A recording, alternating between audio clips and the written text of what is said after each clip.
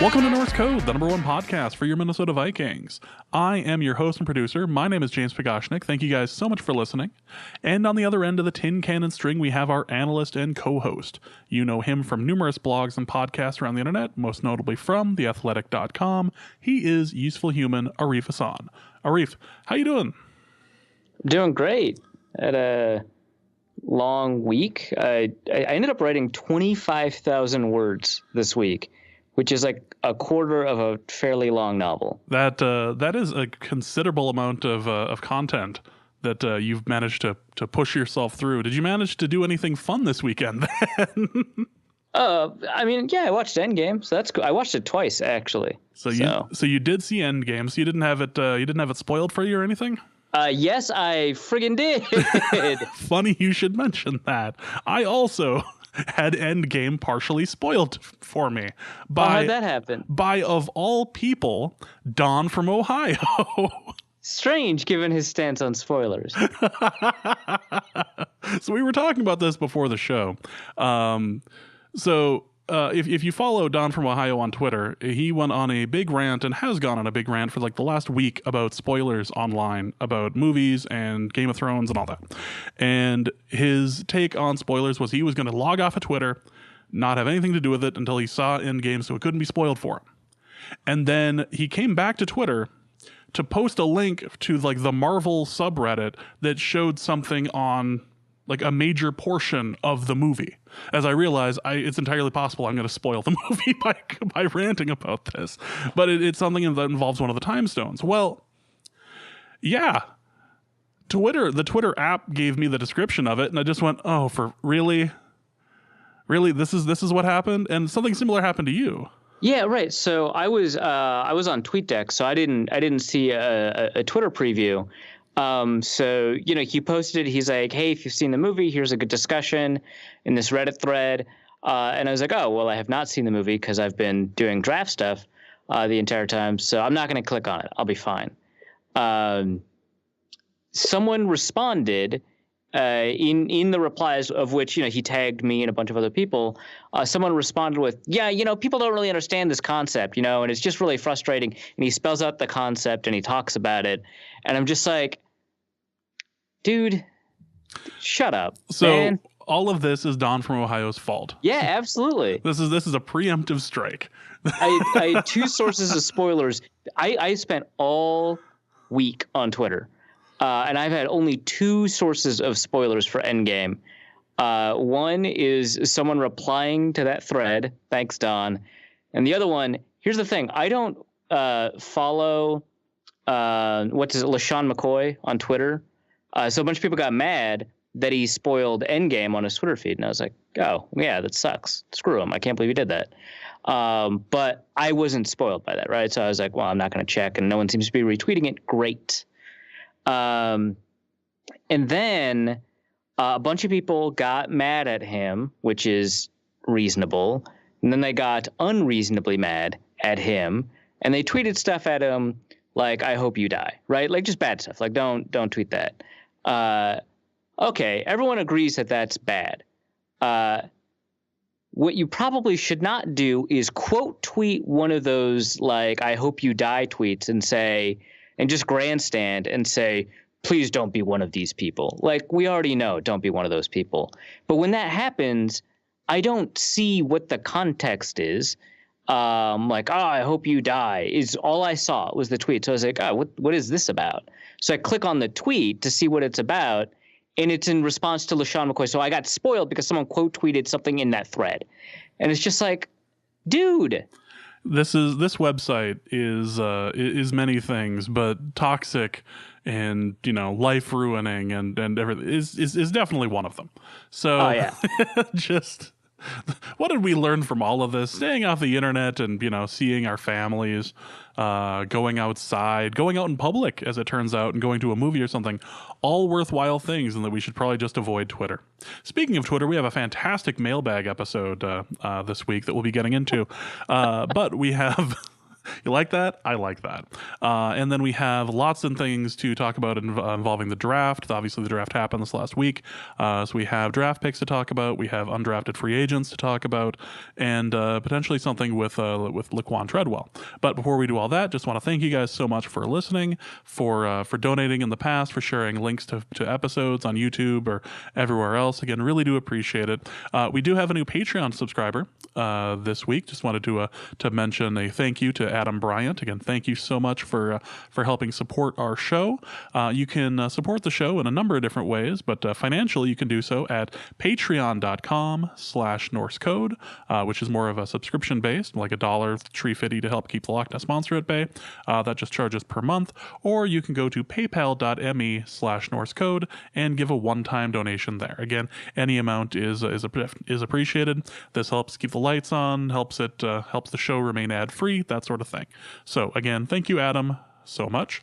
And let's get into the meat and potatoes of this episode, because the strategy for the draft seemed different than previous years. If you go back into the listing of drafts for the Minnesota Vikings, the last time they picked up 3 people for the offense was like the early days of Denny Green. And the Vikings went 4 offensive minded players in the first 4 picks. Yeah, it's been a bit. Just a while. I don't even know if when the last time they went 4.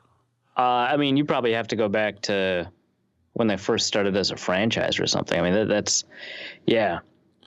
But that, I mean, obviously, I think people were generally pretty happy with it. There were like a bunch of beat writers that were like, I bet Zimmer was mad, and they asked Spielman how mad Zimmer was, and I didn't feel that, just because like Zimmer would have maybe wanted that cornerback pick last year.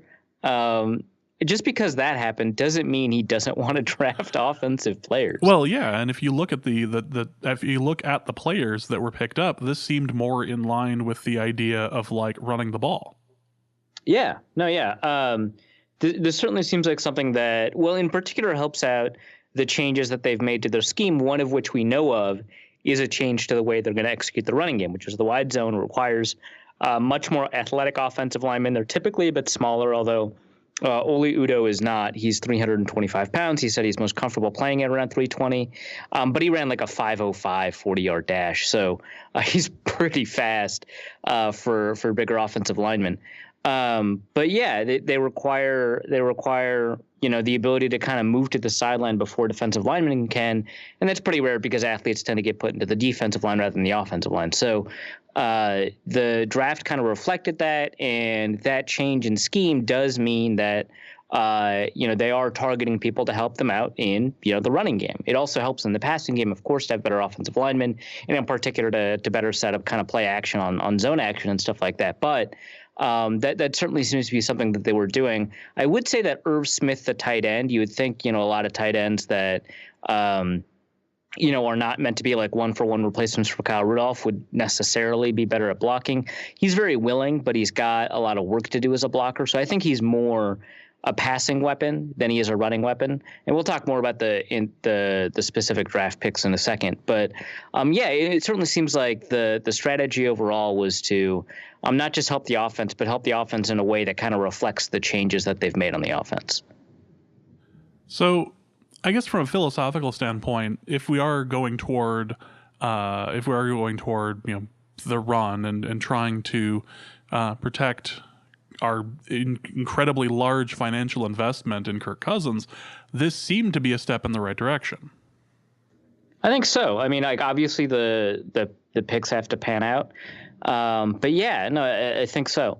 The biggest problem, I think a lot of people would say this last year was the offensive line, and whether or not that meant the Vikings had an extraordinarily inefficient running game, which they did, or the amount of pressure that Cousins was under. He was the 5th most pressured quarterback in the NFL. I did a little thing.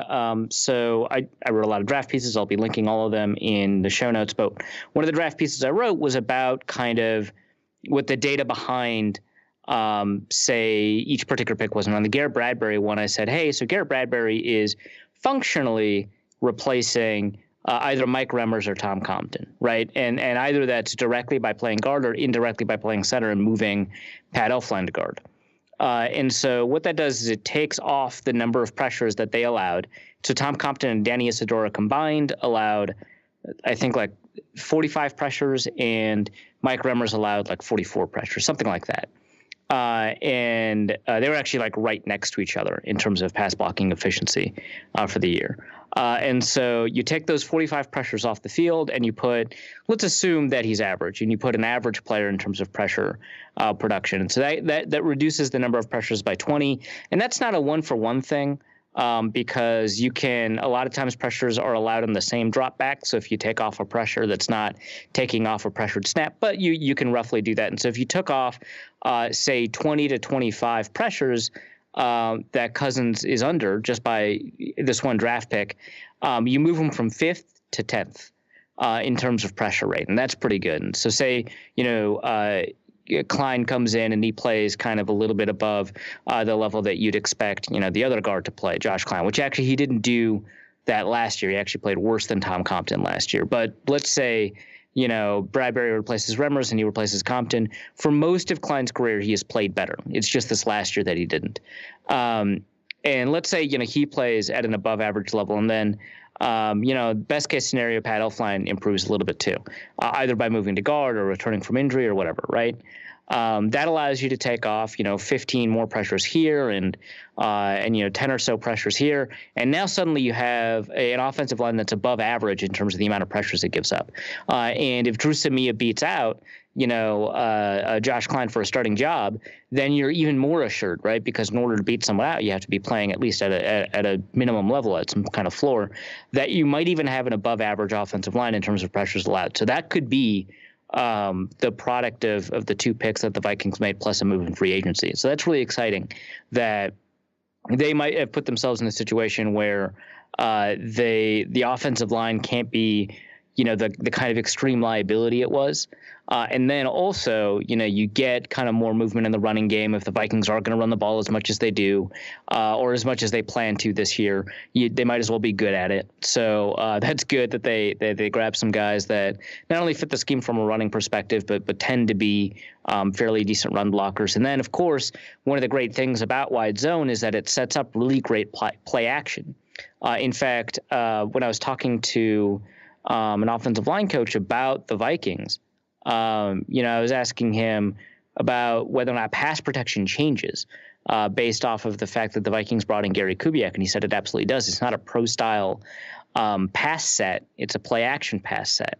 And so it changes kind of what defensive linemen are keying in on. It changes what skills that you kind of want in your offensive lineman. You're not going to have as many straight drop back passes except on like 3rd and long. And so that's probably going to improve pass protection too, so long as they actually engage in play action as often as they need to. So those are all kind of the combinations of things that work with that offensive line to try and give Cousins that kind of help. And then, of course, with the tight end, a move tight end that's supposed to be a lot like Jordan Reed. That's kind of what Spielman said is kind of how they envision Irv Smith to play. Then you've got kind of a variety of passing options. Well, let's look at the draft picks and kind of figure out where we're at, because the first pick that we grabbed was pick 18 and Garrett Bradbury, which, while people seem to think is a great player, they questioned the position at 18. Like the Vikings could have potentially traded down and still been able to get Garrett Bradbury or another equally good, potentially, offensive player. Yeah, I think so. I think this is kind of, it's more of a nitpick than it is like I'm deeply concerned sort of thing. But yeah, I think that this is a case where you end up with a player that, say, is probably 24th or so on average on big boards. And then, you draft him at 18, and in the first round, a difference of 6 picks is really significant. I mean, just take a look at, what the Vikings got when they traded down a spot for the Browns, a couple of years ago, just one spot. 6 picks can be kind of significant in the first round, even if it's in the second half of the first round. So there's kind of a lot of value they left on the table to make sure that they got the guy that they wanted. And to me, I think the ideal scenario, and it always takes 2 to tango. You need a trade partner that's willing to move up for whatever reason. But the ideal scenario would have been, the Vikings trade down a couple of spots. And then if Garrett Bradbury is gone as a result of that, you still have Andre Dillard, who wasn't going to go until 22. And he fits the scheme very well, too. And you just kind of move Riley Reef to the inside. And while that's maybe not ideal for people who kind of remember why the Mike Remmers experiment failed so spectacularly, you have to know that very often moving those tackles inside can work out, and that Riley Reef is a different player than Mike Remmers. So I would have been fine with moving back a couple of spots and grabbing Andre Dillard. But yeah, it's not a great sort of value, and that's kind of where you ding things a little bit. But he does fit what the Vikings do. He's the most athletic center in the draft, really extraordinarily talented in terms of, his movement skills. He's got a lot of experience with specifically the wide zone and how to move there and how to identify fronts and set everyone's assignments based on those fronts, which is really important for a center. So there's a lot there that he has that's really useful. He is only about above average in terms of pass protection. And by above average, I mean compared to the FBS or the college population. And first-round picks are typically, better than just above average. So that's something you kind of want to watch for, that maybe he could be a little bit better in pass protection. His run block success rate is not that high. He just happens to have the skills that work very well to that. And so he needs to kind of clean up some of that stuff in order to continue winning run blocks. But for the most part, he's a very exciting player to have gotten.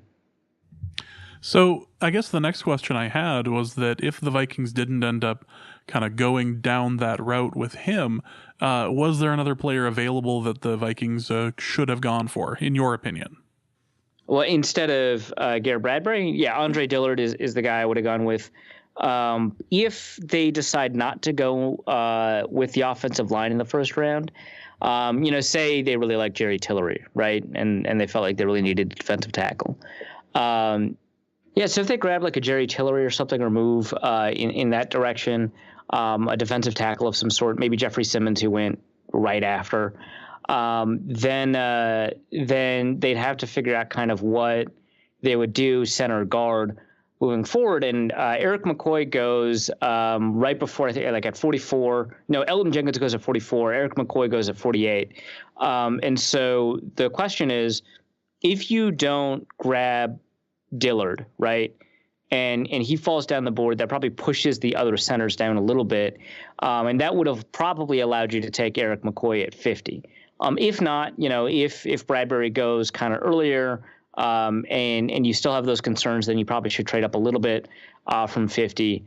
And that's something that the Vikings would know that they would need to do, just because they know that the Saints probably need an interior offensive lineman and stuff like that. So that would be kind of the movement I would make. After pick 50, there's not a lot of offensive linemen that go. Max Sharping, who would be an all right scheme fit at guard for the Vikings, goes at 55, and so on. It does mean that you lose out on Irv Smith in order to grab that defensive tackle, which I probably would have been fine with, but that's kind of what an alternative version of the draft looks like.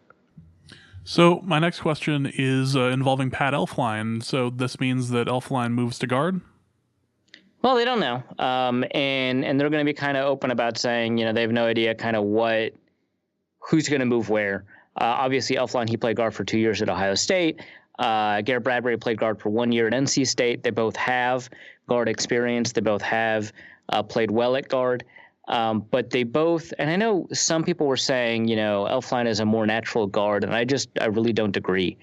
And I saw some colleagues of mine say that, and I don't really know where that comes from. The Vikings have had a lot of opportunities to move him to guard, and they haven't. But that doesn't mean he wouldn't play well at guard. He's just a more natural center. But yeah, I think it's more likely that you see Elflein moving to guard. But I don't think it's impossible that you have Garrett Bradbury at guard instead of center. I think that you're in a position where Elflein's probably a little bit better at that, but you're not kind of locked out of it based off of Bradbury's skill set and stuff. But yeah, I think it moves Elflein to guard, and he kind of replaces probably at left guard, and then so that replaces Tom Compton, and then at right guard you probably have Josh Kleiner, Drew Samir, whoever wins that battle. So yeah, I think that's likely, and then you'd have Garrett Bradbury at center.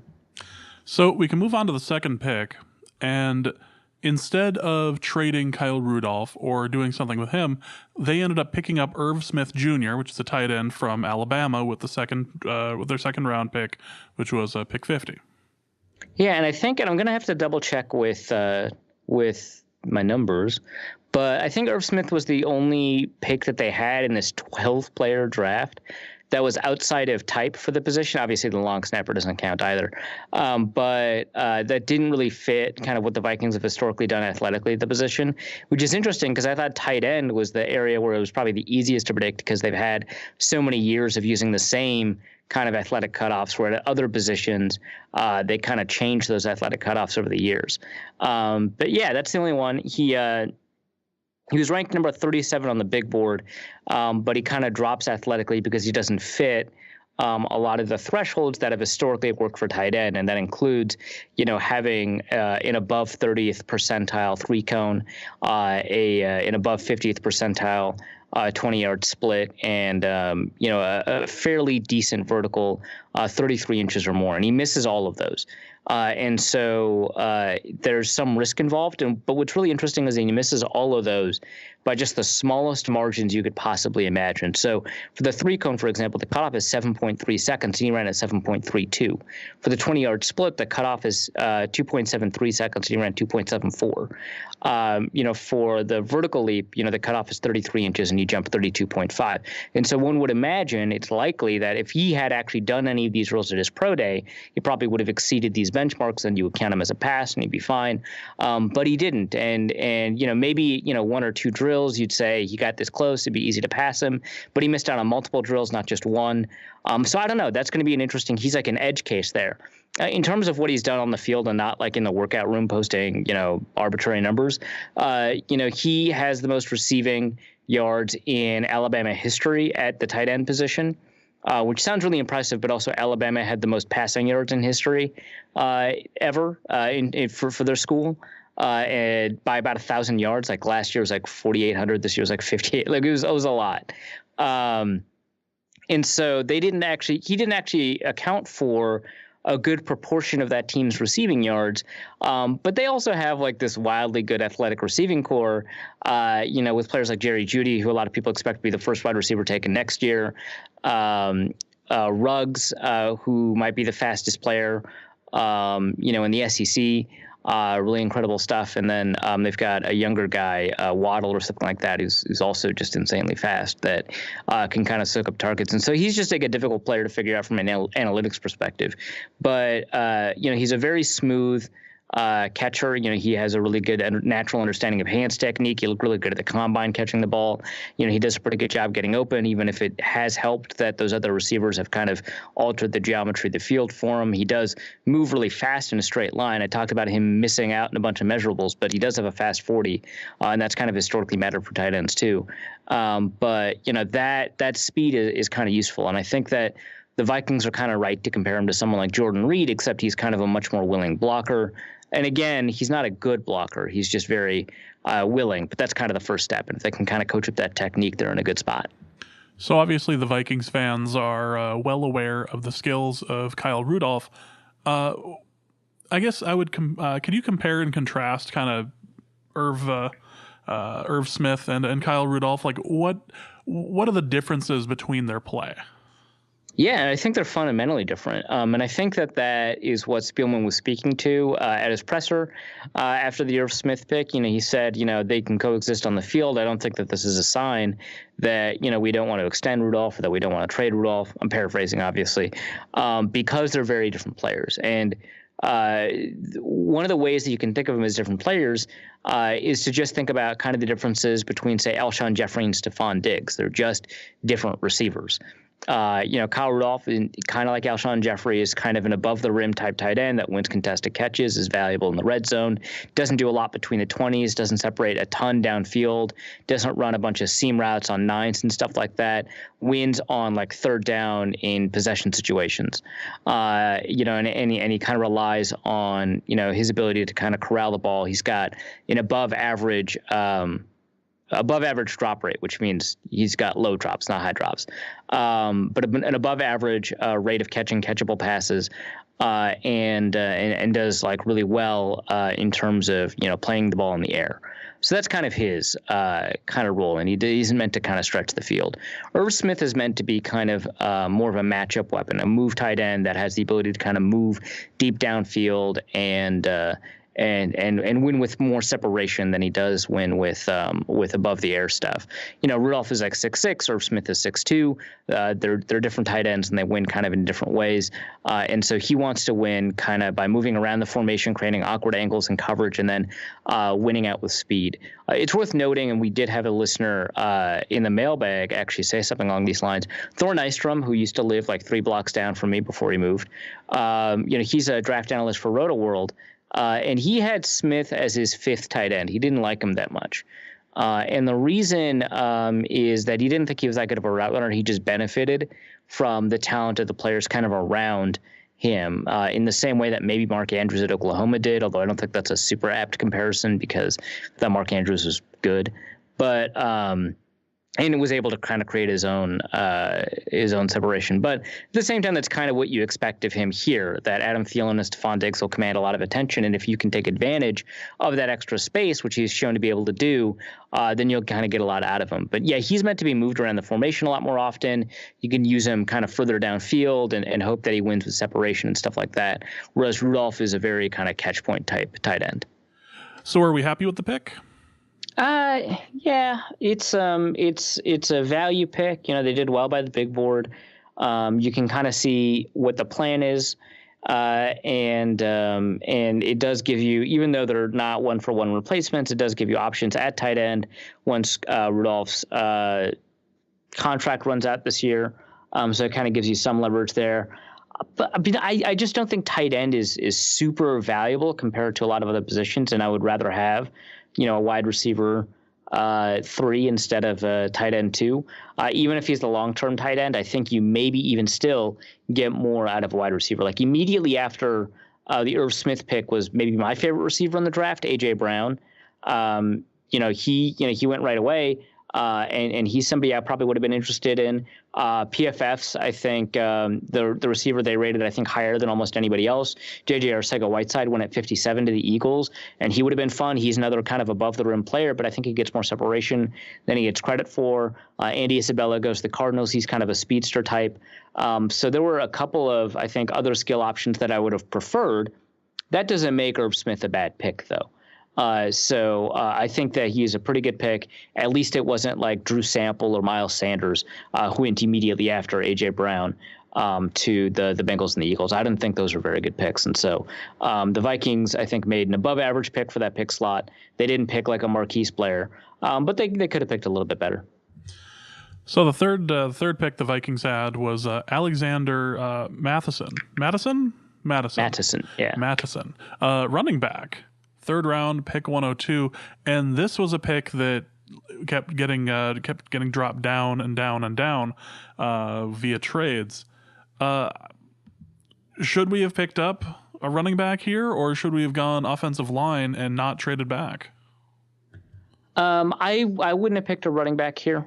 There was a slight worry that there was a running back run because at 70. Darrell Henderson goes, and then at 73, David Montgomery goes. Chicago traded up to get him. 74, Devin Singletary goes, and then you could be like, and then you could be kind of worried that there's a running back run. But if they're actually worried about that running back run, they wouldn't have traded out of the pick. So they trade out of the pick, and another running back goes, Damian Harris, and then they trade out, and they trade out, and they trade out. Damian Harris goes at 87. The Vikings eventually end up picking at 102. Credit, I guess, to the Vikings for understanding that Madison was probably going to be there. So good, I guess, but I don't think that means justifying Madison at 102. I don't think, and he's like a fine running back. I don't actually have a problem with him as a running back. I think that he's, good enough, but I don't think that that's kind of an appropriate talent for value there.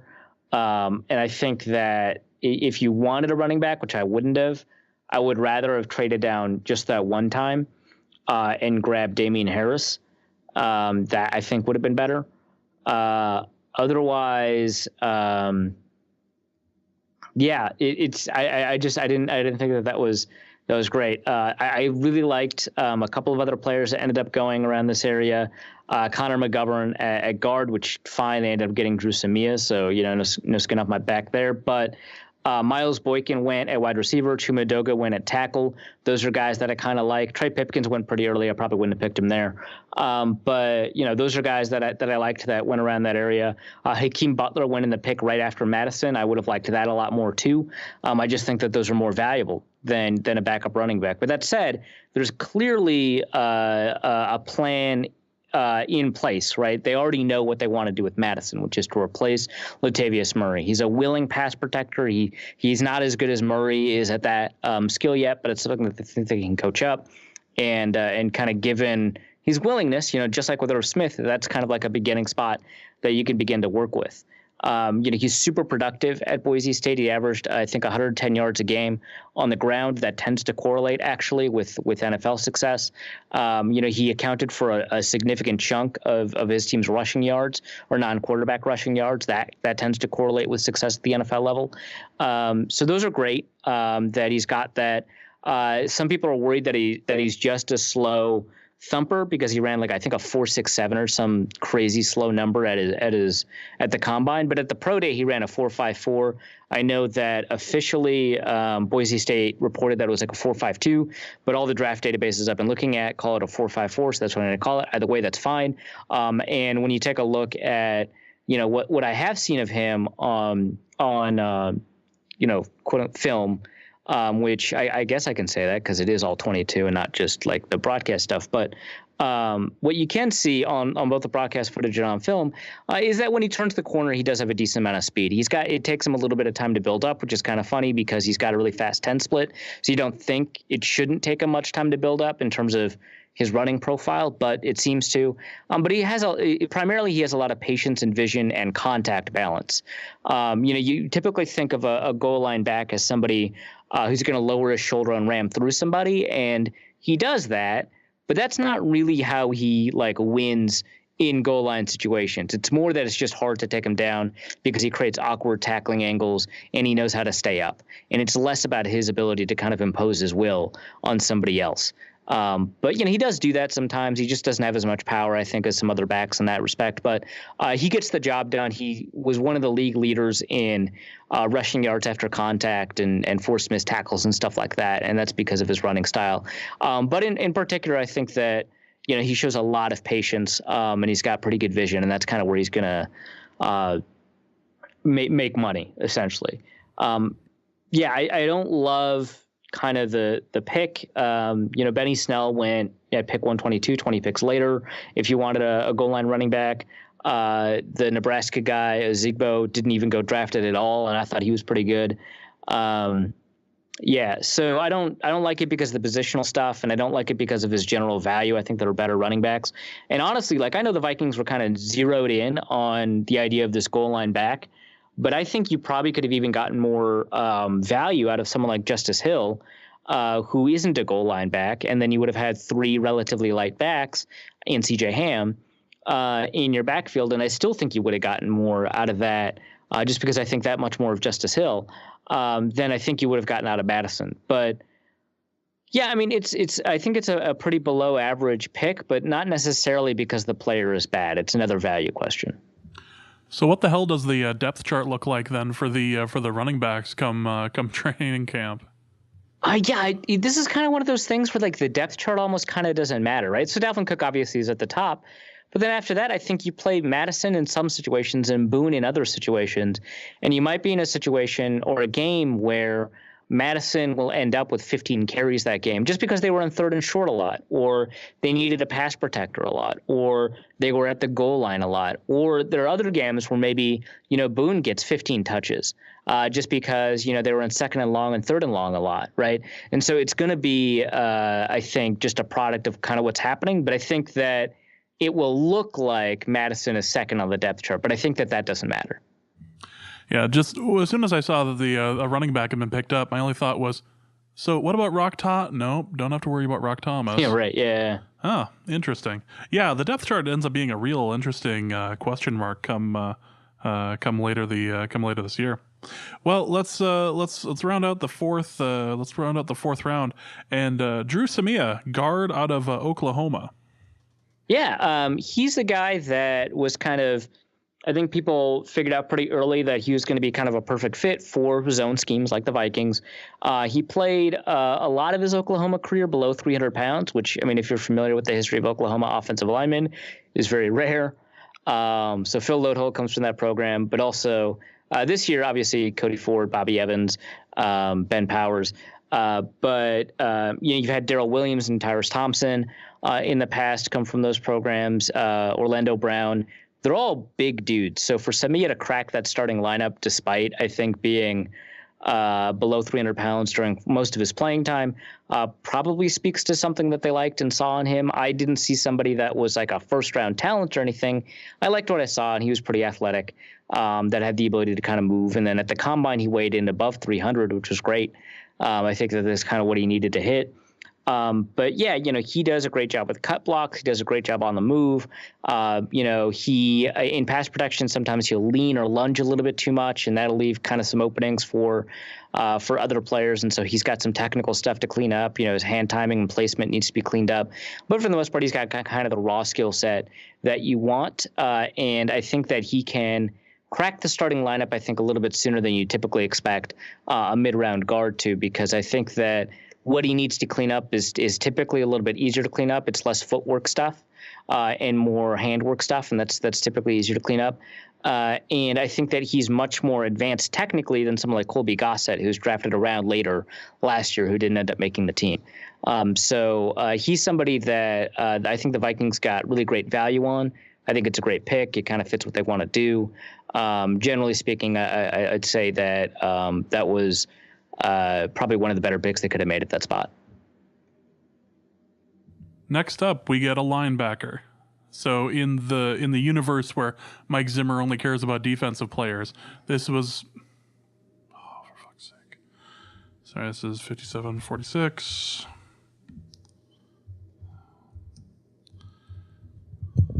3, 2, 1. So in the universe where Mike Zimmer is only interested in the defensive players that end up getting drafted, here's where the Vikings make him happy with Cameron Smith, linebacker out of Southern California. Yeah, this is interesting because a ton of linebackers got taken in the 5th round. Burke Herfin to Seattle at 142, then Ryan Connolly to the New York Giants, a pick later. And then at 147, Voshan Joseph, 148, Dre Greenlaw, 151, Andrew Van Ginkel. I don't know if he's going to play on the edge or off ball. Then Mack Wilson, 155, Blake Cashman, 157, and then Cameron Smith. A ton of linebackers go in round 5.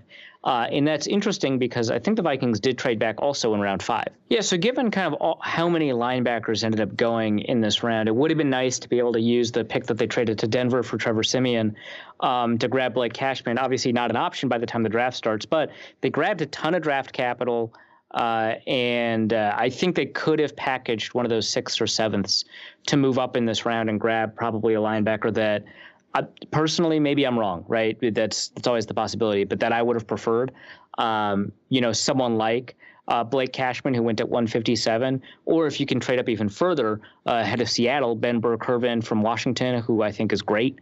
Even I think some of these other linebackers like Ryan Connolly. Mack Wilson is considered generally a steal. I didn't love him actually in this draft, but he's considered a steal, and maybe that would have been somebody worth kind of trading up for.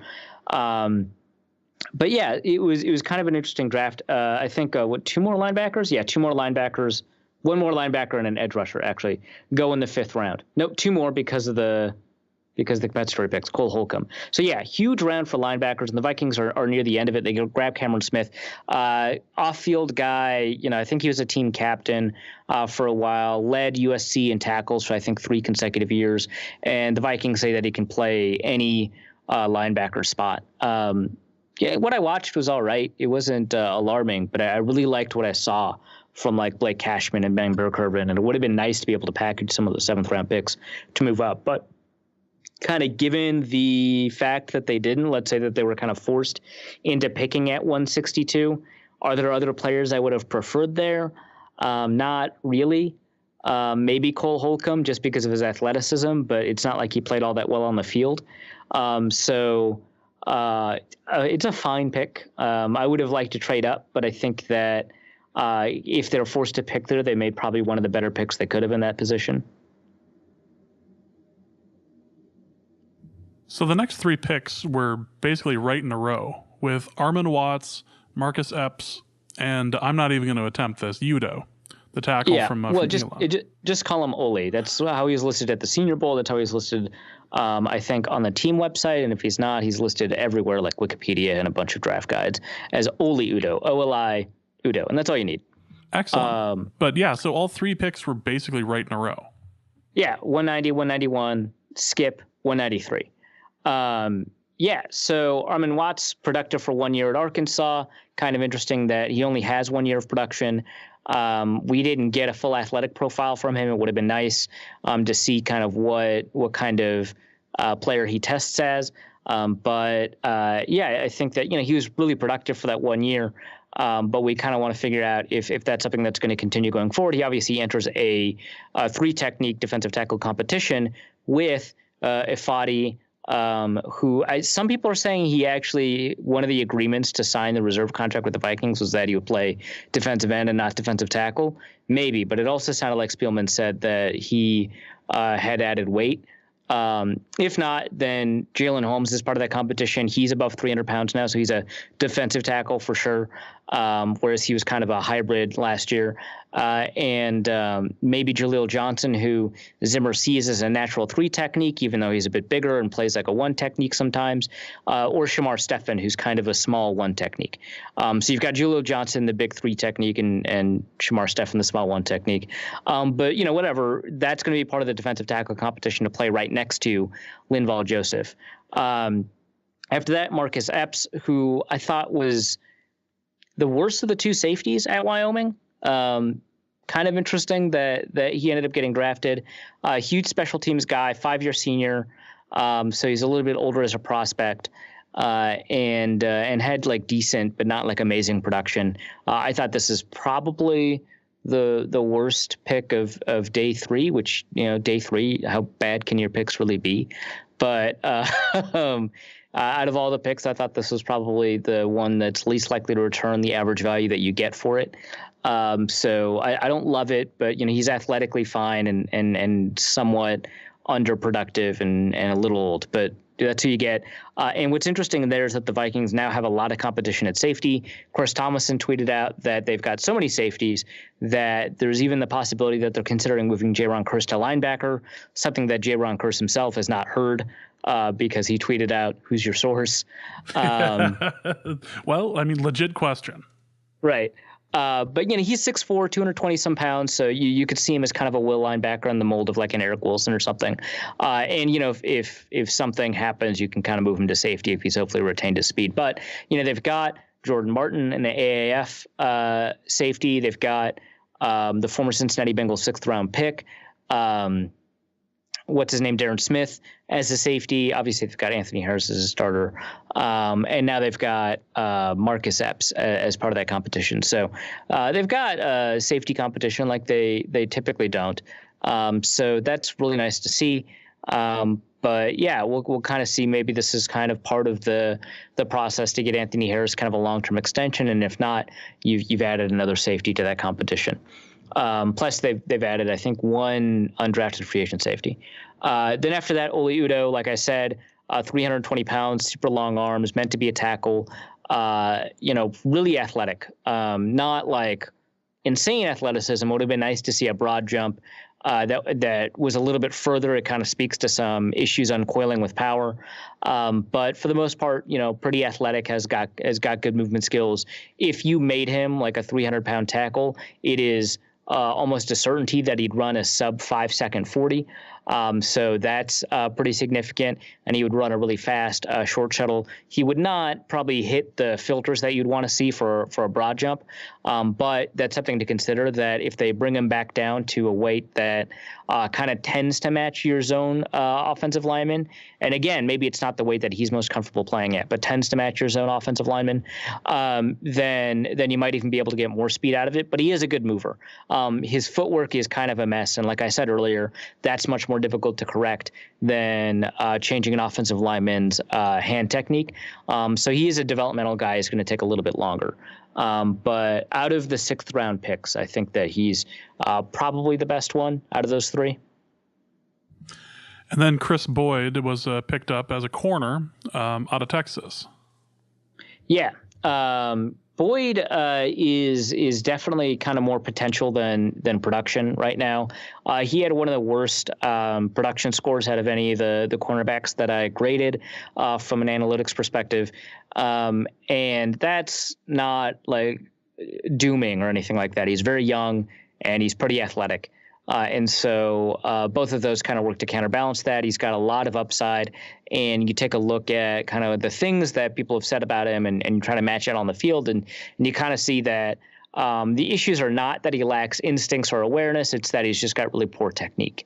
And so if they can improve his technique in a short amount of time, which is something that they've proven that they can do, they might be able to get, a steal here. He's got a lot of potential for a steal. And so he's a guy that probably, I said I like the Ole Udoh pick the most, but I forgot about Chris Boyd.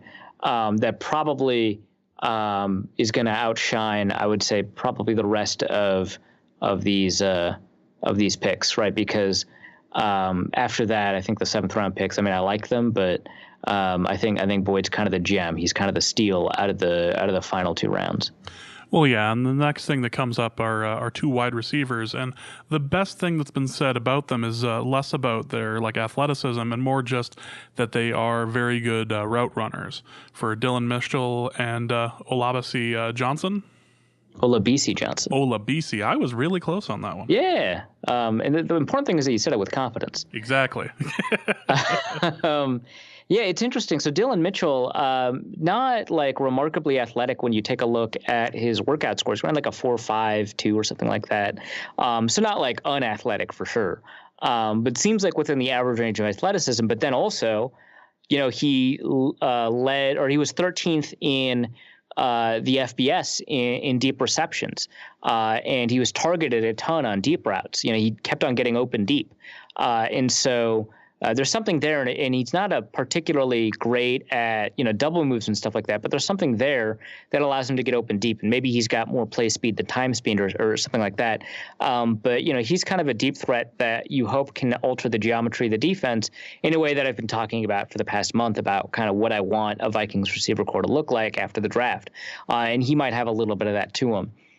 So he's meant to be a deep threat. The problem, of course, is that, he doesn't have that amazing speed. So you always kind of want to know how that translates. And then he also additionally has a problem with drops on those deep passes. And so there's been kind of a limited return. So he was 13th in deep, in 20 plus yard receptions, but 80th in catch rate on deep throws, which is interesting. And a lot of that has to do with his deep drops. So that's kind of curious. And then BC Johnson is someone who is more of an underneath guy. He's meant to be fluid, is more of a route runner, not really kind of explosive out of the release or out of his breaks, but meant to move, I think, a lot more efficiently than cornerbacks expect, and that's kind of how he gets open. He's an interesting case because his, from an analytics perspective, his production was okay, which is much better than you're normally going to get in the 7th round. So okay in 7th round terms is pretty good. But what's really important to remember is that Preston Williams was also at Colorado State that year. And Preston Williams, who didn't go drafted, was a much more highly regarded receiver. And the reason he didn't go drafted is because of, I think, multiple off-field incidents. One that forced him to transfer from Tennessee to Colorado State. I think he was a 4-star recruit, but he was playing really well. And then I think he had another off-field incident while he was at Colorado State. I want to say it was an assault or domestic violence, but I'm not completely 100% confident on that. So take that with a grain of salt. But he definitely had another pretty nasty off-field incident. So he didn't get drafted. But in terms of thinking about BC Johnson's production, we need to take into account that he was playing with a guy that probably, if he was a completely clean character, would have gone in the third or fourth rounds, right? Like above someone like a Hakeem Butler. And so when you take that into account, his production actually looks really good. So that's kind of an interesting guy. And, we've been talking about getting a third wide receiver to replace Laquan Treadwell.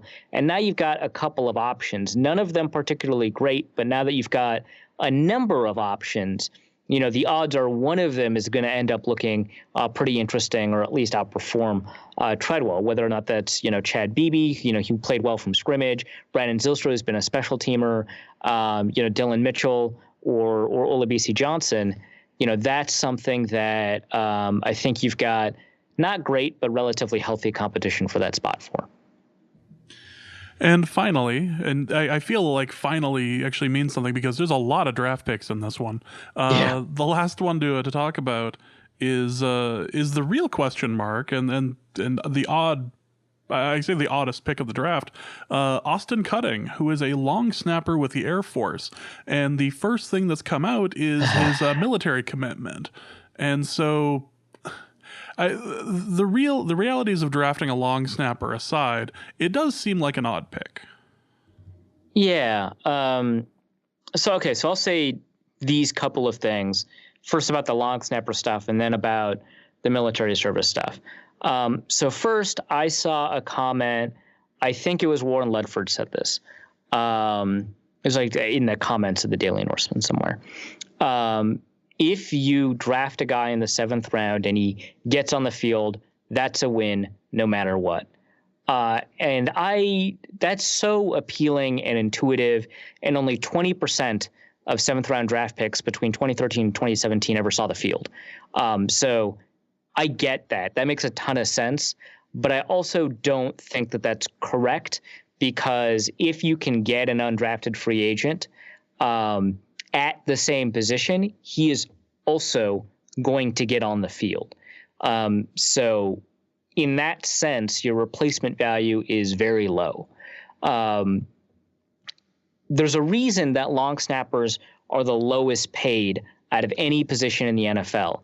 It's because they are relatively easy to replace. Now, teams don't tend to replace them. There's actually low turnover value.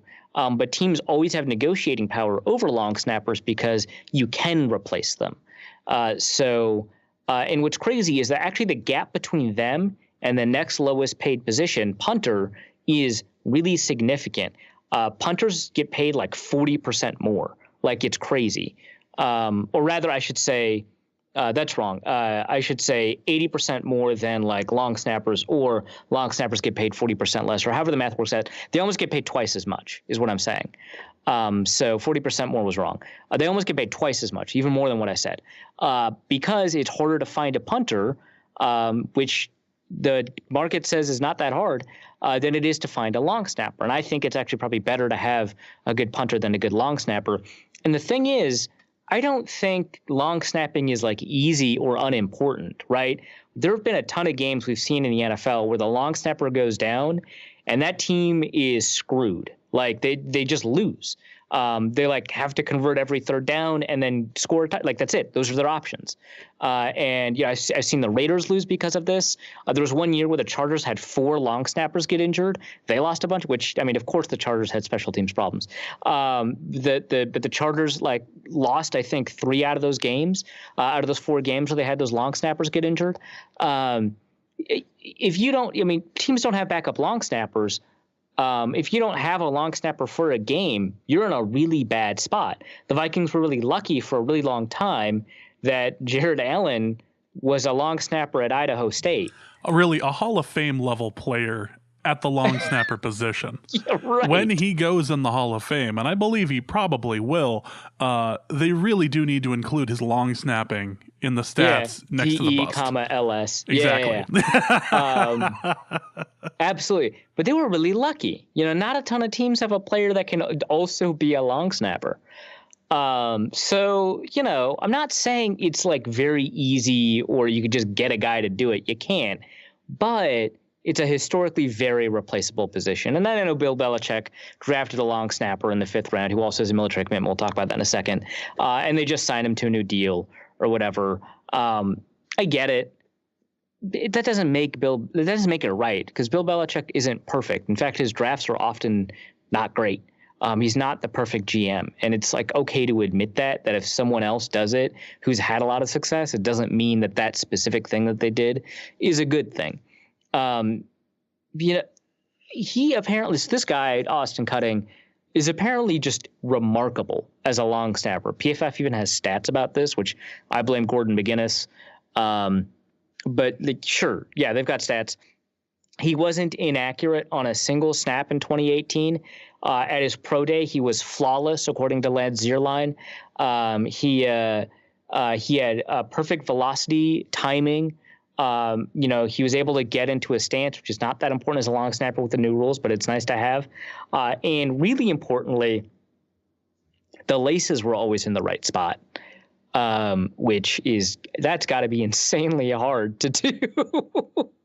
You can make your laces out jokes and stuff like that. But what's really important is that you need to have a certain number of rotations or half rotations. And they count that in long snapper camps and stuff like that. They want to make sure that you've got the correct number of spiral rotations before it gets to the landmark or the target. Because you can't, if it's important first and foremost to get it to the target on time, and then it's important to get it to the target accurately, and then it's important to get it to the target with the laces up if it's a punter, or the laces in a way that I think still up if it's a holder, but I'm not as sure on that one. That's something that's very difficult to do, and he apparently did it perfectly at his pro day. Cool. I guess he was going to sign with the Broncos if he wasn't drafted, which is very likely. But there's like other long snappers, and it's not like Kevin McDermott's like bad. Like I know he like tore his pinky off, but he continued to play well. So cool. But the next question then, of course, is if the Vikings will get him in camp. Well, I guess he's going to be in camp. He confirmed that he's going to be in camp for mini camp anyway. But I don't know that he'll be there for training camp or he'll be eligible to be on the roster. And the problem here is that we're used to having a couple of players from service academies, including Joe Cardona, the long snapper from Navy, that the Patriots drafted in the 5th round, get military service not waived, but altered in a way that allows them to fulfill their service commitment and obligations while also playing professionally in the NFL. So they still have a service obligation, but it is served over the course of 2 days a week, or it gets like deferred later or something like that. But it typically seems to be that you're kind of a reserve, and you make up for basically lost time. So that's what they did.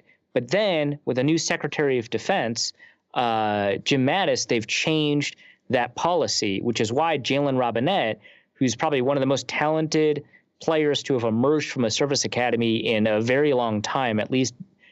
I mean, it's probably Keenan Reynolds, but in terms of like pure NFL projection, it's probably Jaylen Robinette, who probably could have been drafted in the mid rounds. But on the day of his pro day, I want to say, or the day of the draft, but hopefully the day of his pro day. On the day of his pro day, it was announced that they would not waive his service obligation or allow him to serve it through a reserve system that would allow him to still play in the NFL. And so he applied for it. He didn't get it. It's not really a negotiation, although sometimes they talk about it like it is. It's just an application.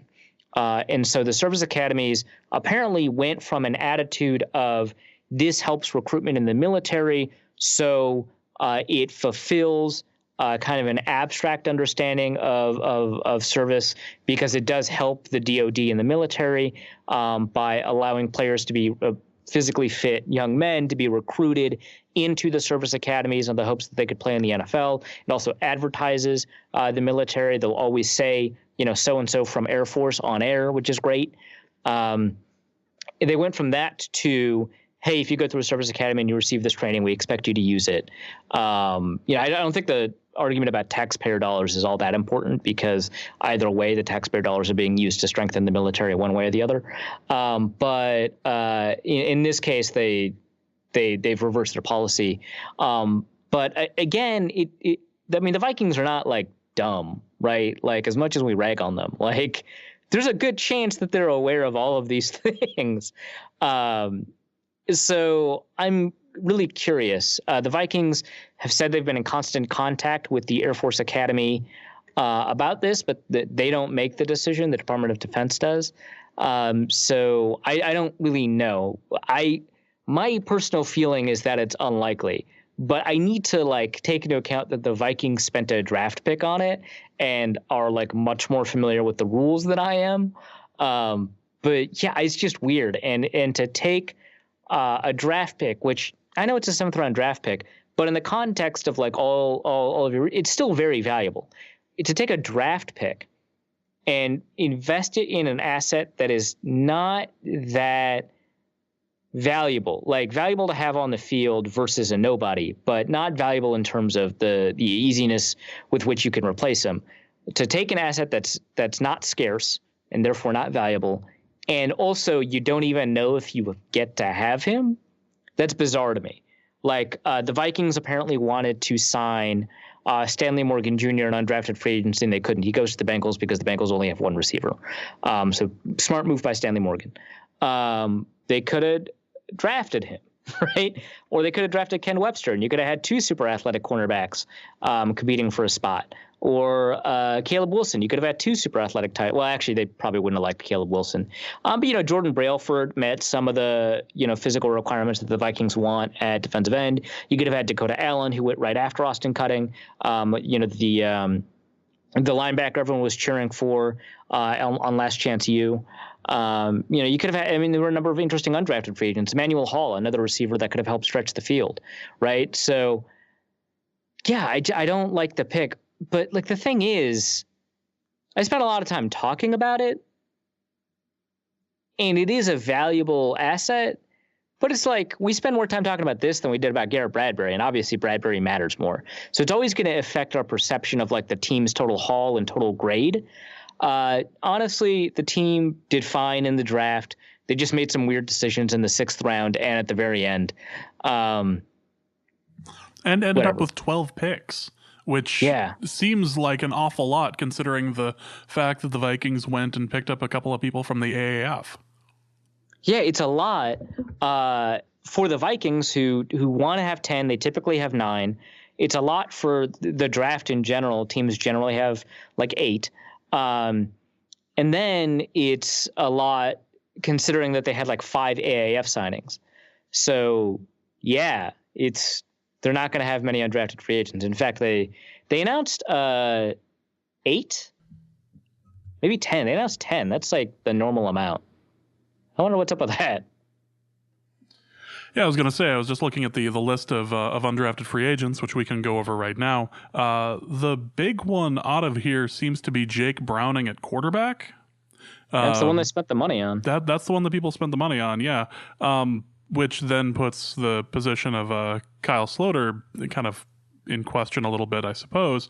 But yeah, Jake Browning seems to be the biggest name out of this group, but certainly not the only one. Yeah, so Browning is like not particularly great.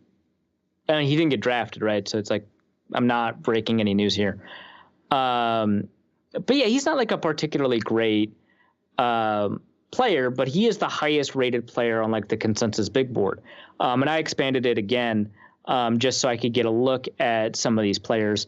But Davion Davis from Sam Houston State, somebody that I'm kind of interested in. Mika Abernathy from Tennessee. But aside from Browning, Brandon Dillon, a tight end from Marion, and Tito Odenigbo, Afadi's brother, is also in this group. And so a couple of players that are above 500 on the consensus board, which if you get 3 players in your undrafted free agency class above 500, you're actually in a really good spot. So a pretty good undrafted free agency class, not as good as the Saints, which, my God, They got like Devin Ozigbo and Carl Granderson, Little Jordan Humphrey, a bunch of players in the top 300, and then they got a couple more players in the top 500, Jordan White and Emmanuel Butler. Really great class from them. And not as great as last year's undrafted free agency class for the Vikings, but a couple of good players. I'm not familiar with all of these. I'm kind of surprised Kari Blasingham is a fullback. He's bigger as a running back, but he's got a pretty good athletic profile. They announced Nate Meadors as a cornerback, and he could have been a cornerback or a safety. So those are the things that you can learn from that. They grab some undrafted free agents. It's just not as, I think, star-studded as a class. The thing with Browning is that he got offered, I think, the highest, what is it? Guaranteed money? Yeah, I think you get the highest guaranteed money, certainly out of any Vikings undrafted free agency picks. But from my understanding, out of any undrafted free agent, and I'm taking a look at a spot track right now to just kind of confirm that. And take a look at guaranteed. And they organized this really poorly. And he's second to Ryan Pope, a tackle from San Diego State, who actually I like. But yeah, so he got offered a significant amount of money. His cap hit is still only $500,000, which actually it's zero because of the top 51 rule. So a lot of people are saying, hey, the Vikings invested so much money, relatively speaking, into Browning. Is that it for Sloter? They're paying Sloter more, from my understanding. So I wouldn't say that that's like automatically something to, if you're a Sloter fan, to worry about. But yeah, he's like a David Fales, Kellen Moore kind of guy. Dane Brugler literally called him a better pro coach than player. So very Kellen Moore. He doesn't have the arm strength. His accuracy is like okay, but he crumbles under pressure. He makes good decisions. He's great on the whiteboard and all that. But he's not a guy that that the draft community loved very much. So I'm not concerned, but it's kind of weird. So the next thing that we should talk about is the news that came out today that Laquan Treadwell's fifth-year option appears to not be picked up by the Minnesota Vikings, which shouldn't come as a huge surprise. Treadwell hasn't exactly caught fire in Minnesota despite being a first-round pick. Is there any more that really needs to be said about Treadwell's option not being picked up? Nope. I was the expert for that segment. Fantastic.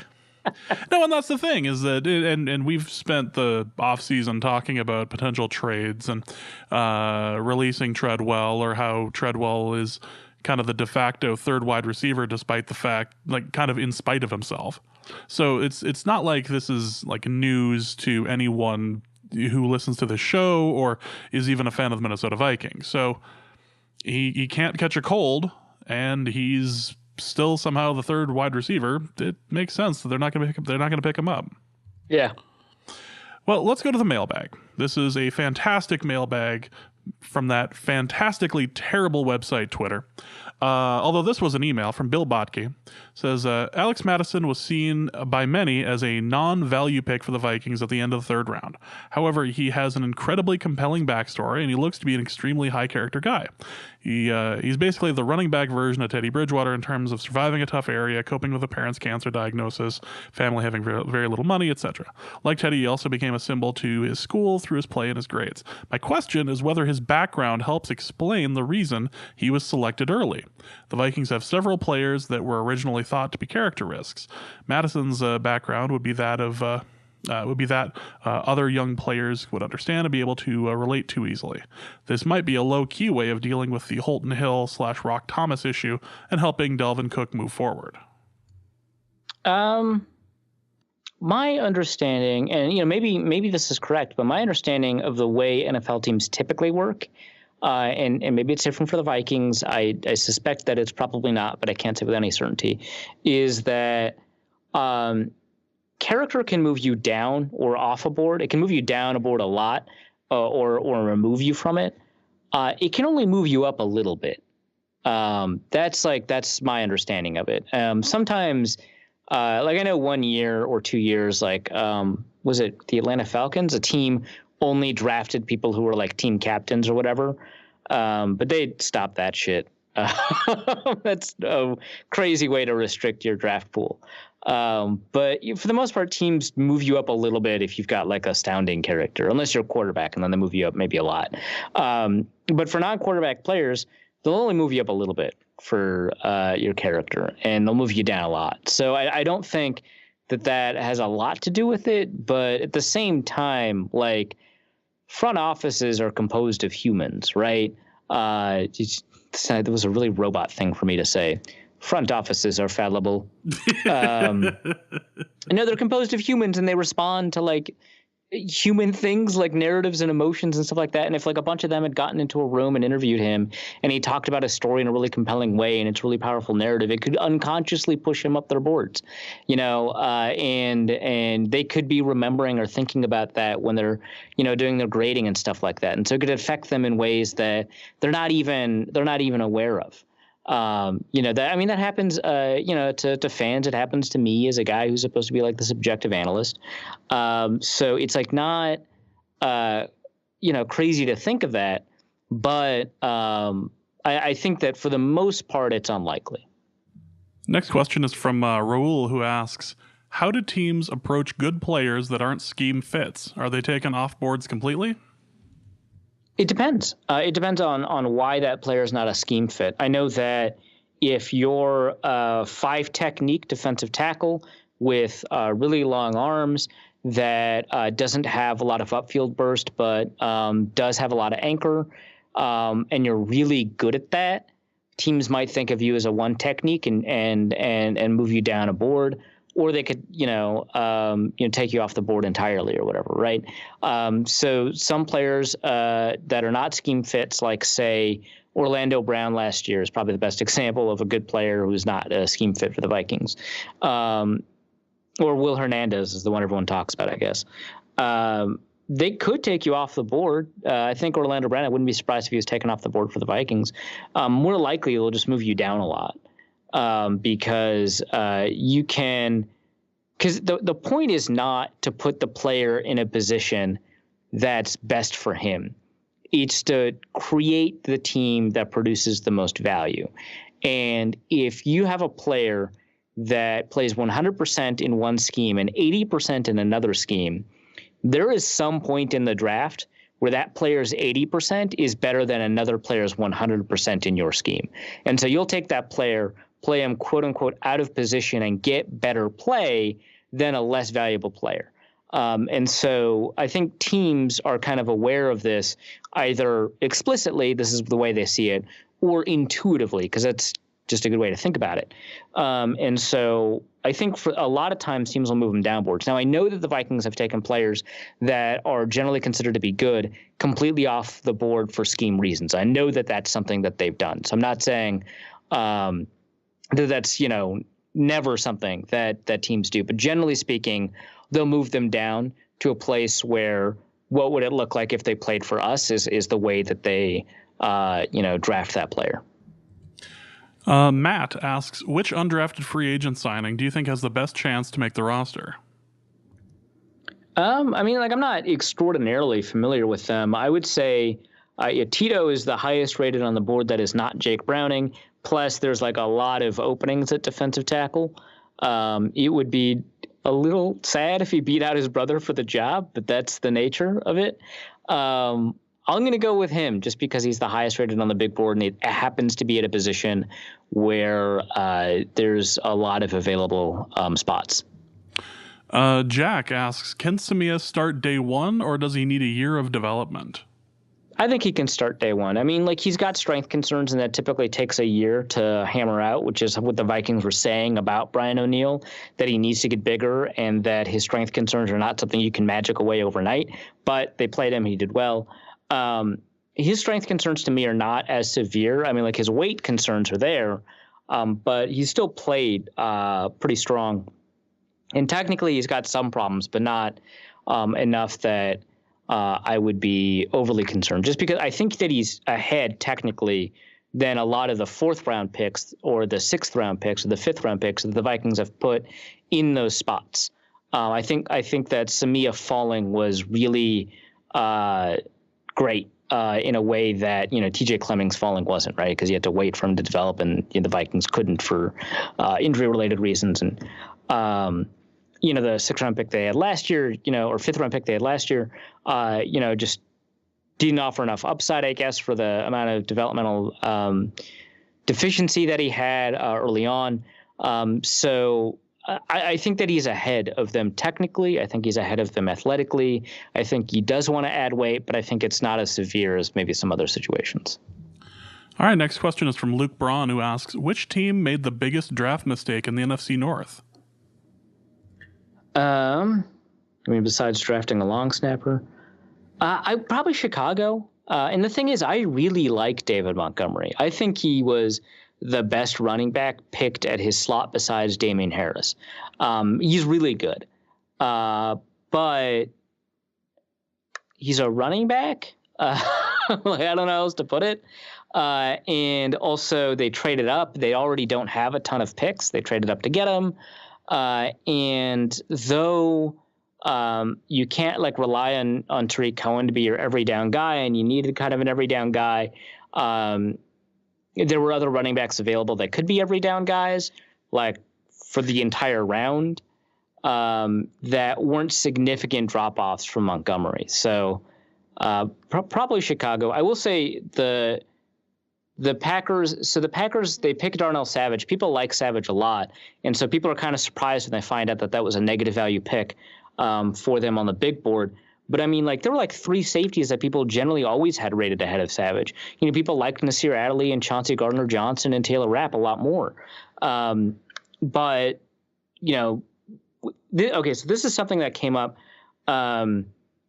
when I did my consensus big board grades every team's draft. And a bunch of people are angry in the comments. One person who wasn't actually all that angry, is a good question, Talon, who's probably Talon Powers, I know him, he's a Colts fan, asked, hey, so a bunch of the media grades that came out after the draft, they gave the Colts really positive grades, just generally speaking. It was almost across the board. So why would it be the case that they ended up with really low ROI, or why does the consensus board not like them, or why would they give, generally speaking, their consensus a high draft grade versus the consensus board? And I think the reason is people they attach themselves to players that they say that they like. And it's because they think those players are better than where they're expected to go. The opposite, with Rashawn Gary, the other Packers pick in the first round, that also happens, right? Where they're players that you just don't like, and you'll, maybe give people a poor draft grade unless he falls a lot. And so they're a lot more forgiving of overdrafting that player, just because they've anchored themselves to the feeling that they like this player, even though when they rank this player, they'll put him 50 on the big board, on their own big board. And they'll be like, I like Darnell Savage, I'm putting him at 50, which is fine. It depends on what you mean by like and all that. But then he gets drafted in the first round, and people are more attached to the fact that they stuck up for Darnell Savage than they are attached to the fact that they put him at 50 and said, here's 49 other players that I think are good, including 3 at the same position. So it's weird. A lot of people like the Darnell Savage pick, but it's not a good pick based off of what people thought of him before the draft. So I think that was a mistake. But the more curious thing is this Rashawn Gary thing with the Packers. They've got him playing linebacker, which obviously that really means edge. It doesn't matter that he's going to be playing linebacker because they're not going to be in 3-4 all that often. But a lot of people, including most scouts, apparently, according to Bob McGinn over at BobMcGinnFootball.com, who does a bunch of really great stuff. He used to work for the Journal Gazette or whatever it's called in Packers land. Really great stuff. And he talked to a bunch of personnel executives, and they generally saw Rashawn Gary as an interior defender, as a 3 technique. And so the Packers are playing him on the outside, and they traditionally actually want those players to be lighter than even a normal edge defender is. So I'm curious about that, because he definitely did his best work running through blockers instead of going around them. So I'll see about that. The The Detroit Lions, Jelani Tavai was just a bad pick. And my colleague at The Athletic, Dan Brugler, loves him, had him as the 4th linebacker, thinks it's a great pick. I think Tavai is really awful in coverage. What about the tight end that they picked up right away? Funny, but probably not. I mean, it's a tight end in the top 10, which I'm just like, whatever. You're not getting Gronk, so it's a bad pick. But the report said baby Gronk, so you have to draft him, right? You have to, just like they drafted Babytron. Aww. Yeah, they got a Babytron, they got a baby Gronk, just a whole team of babies. You should feel bad for that. As far as I could tell, the Packers attempted to shore up their defense in slightly questionable ways. The Chicago Bears decided to pick up a running back and then another one later in the draft. What the hell? Yeah, and then the the Lions, I would say. They picked out of positional value, but they did pick the top tight end in the draft. I know a lot of Lions fans are like, well, we picked Eric Ebron like 8 overall too, or in the top 10, right? Whatever. Like, that's not a defense of what you were doing. That is just showing that they're angry. Yeah. They're angry. So they're like, yeah, we picked Eric and that didn't work out at all. And it's like, I get it. He's not Ebron. He's got a much higher floor and actually a pretty high, maybe not as high, but a pretty high ceiling. The thing is, you shouldn't be angry because Eric Ebron didn't work. You should be angry because it's a tight end at 8, where you could get like a cornerback, way more valuable than a tight end, or a wide receiver. Just play that guy instead of the tight end. And I get it. The Lions have needed a tight end forever. But yeah, so they picked out of positional value in the first round. They picked a player that I just don't think is very good, Jelani Tavai, in the second round. And then after that, it's like, whatever. Going back to the tight end pick for just a second, and I realize we're in the middle of the mailbag, but going back to the tight end pick for just a second, it did feel a bit like when you're in a fantasy draft and somebody randomly picks up the number 1 tight end in the first round, and you're like, really? That's where we're at with this? If it's Gronk, I get it. Gronk made sense, and even to a certain extent, like Tony Gonzalez made sense for a few years. But generally, but it's like someone's like, "Yeah, I got Jason Witten at 8," and you're like, "You sure about that, man?" Like, I'm sure he's quite talented, and he's gonna have a fantastic year. I agree. In the year of our Lord 2010, that Jason Witten is the top tight end available in fantasy, and you picking him first makes sense in the context of picking the first tight end. Adrian Peterson's still on the board, or like Jamal Charles is still on the board, man. just throwing that out there as something a little odd. Eddie asks, which is more offensive, Daniel Jones at 6 or the Sonic the Hedgehog trailer? The Sonic the Hedgehog trailer. I think Daniel Jones is a terrible pick. It's so bad.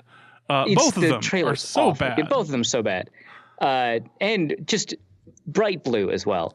I suppose, yes. The worst.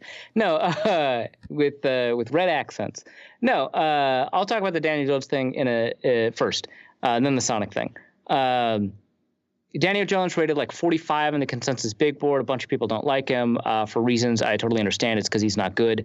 And people will say, hey, he processes the field really quickly and efficiently, with which I disagree with. I don't think he gets off his first read all that well.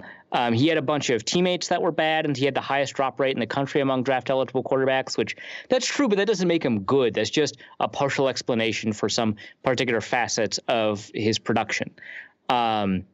He was the least productive quarterback out of all the drafted quarterbacks. So in terms of like success rate and the type of production that translates into the NFL. And so, yeah, you could say some of that's probably made up for by this drop rate stuff. But also, like, he's just really not accurate. Like, if you've got a high drop rate and you're inaccurate, like, yeah, you're going to end up with some pretty poor statistics. Part of that's your fault. So that doesn't make sense. And then also, of course, there's this discussion that they could have drafted him at 17. I think that probably would have been the smart thing to do. But, like, I get it. Like, it's a quarterback. It's your top quarterback. You have 2 picks in the first round. You use your first pick on the quarterback. I understand, because if it pans out, you're in a really, really good spot, and it kind of doesn't matter, right? How much additional value you picked up waiting. Ideally, you would have, like, I don't know, drafted Josh Allen and then waited until 17. Gettleman he says, I know for a fact that 2 teams were in on him. And then some ESPN sourcing said that the Giants thought it was going to be the Broncos and Washington. And then a bunch of Washington reporters and Denver reporters were like, no, it wasn't going to be them at all. Actually, they were not interested. So funny. But at least it's like a quarterback, right? There's no reason for Sonic. There just isn't. Someone said that this was the live action Scooby-Doo era of graphics, and it's like, oh yeah, that's true. It is hell. Just looking at him, it's impressive that, like, I have no interest in the Pokemon thing. Like, I was at the very age of, like, being over it. Like, my younger brother was into it, yeah. But I was a year. Me and Victor were both super into it. Yeah, exactly. I was a year past it. I couldn't get into it. I had no desire to get into it. I'm still probably going to end up seeing the Pokemon, like, movie that's coming out. And that most recent trailer looked really good. I was shocked. And that's the thing, is that for as decent as that looks, and even somebody who has no interest in Pokemon like myself, I'm going to see it for my stepdaughter probably. Like, not the one who eats people.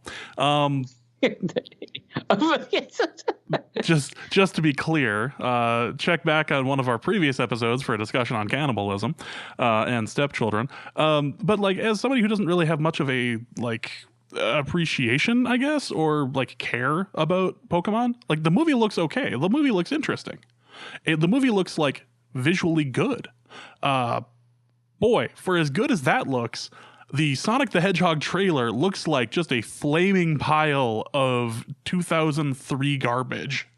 It's terrible. And it's like, I don't know, like, why, like, Sonic is a character that, like, doesn't make sense, and that's, like, fine. Like, that's what he's a hedgehog, and his power is that he runs fast. Are hedgehogs known for that? No. It doesn't matter, right? Like, who cares? Tails flies because he has 2 tails. Doesn't make sense, doesn't matter. So why is, like, photorealism one of your goals when you're designing the CG character?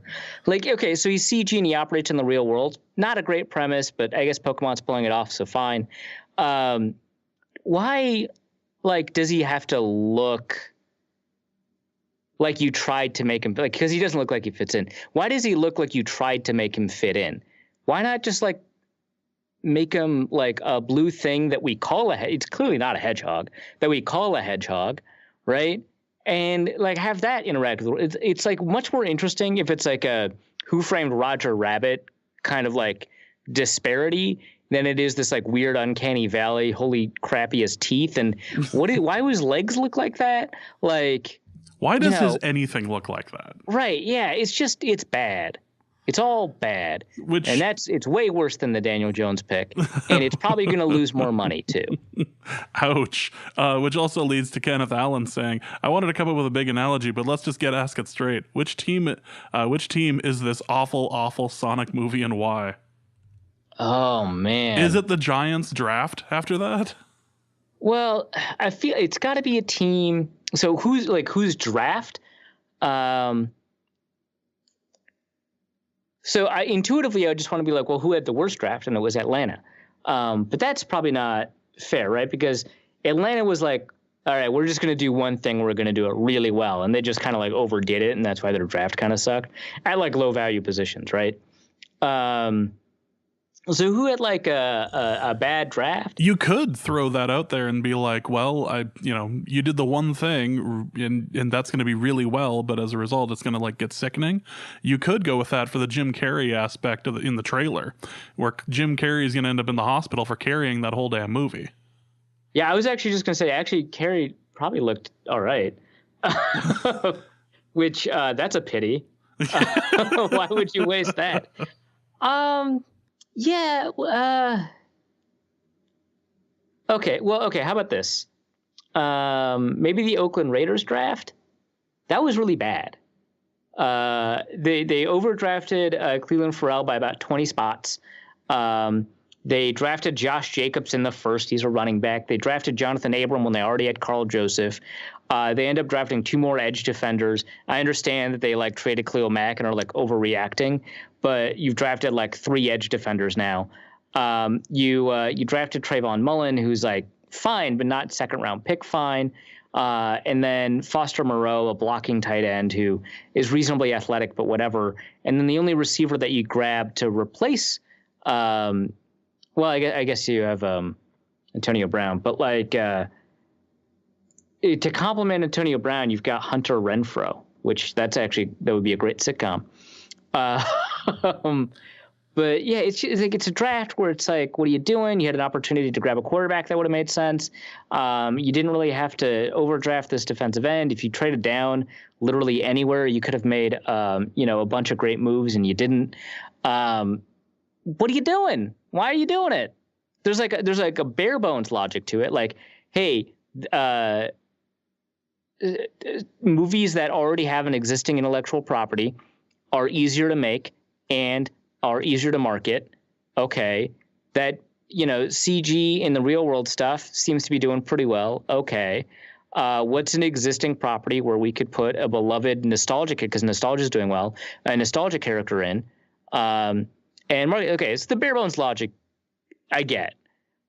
Hey, we need an edge defender. Let's find one. Hey, we need a running back. Let's find one. Hey, we need coverage. Let's find one.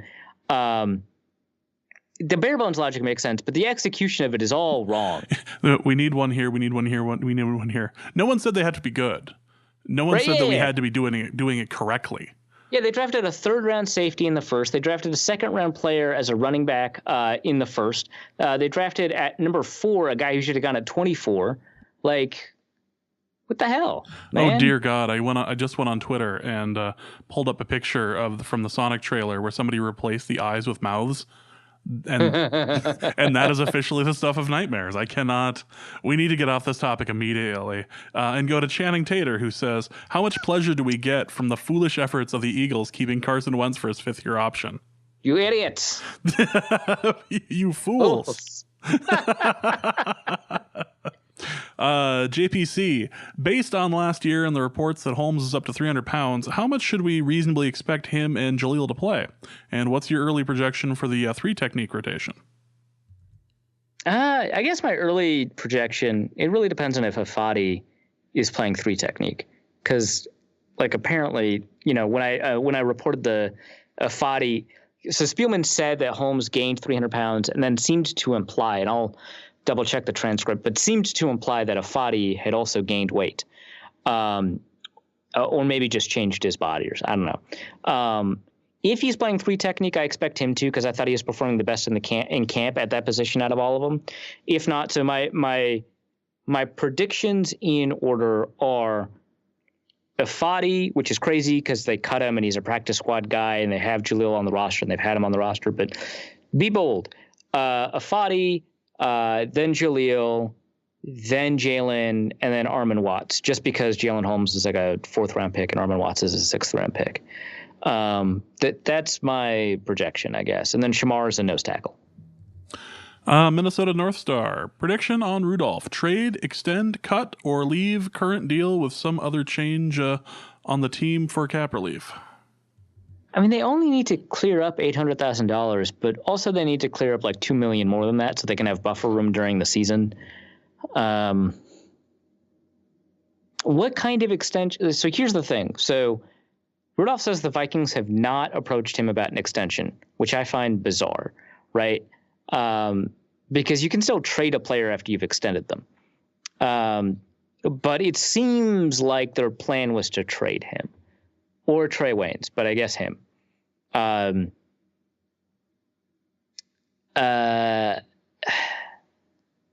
don't know. They didn't do a ton at. I mean, they grabbed Irv Smith, but they didn't do a ton at tight end, unless they're really happy with Tyler Conklin.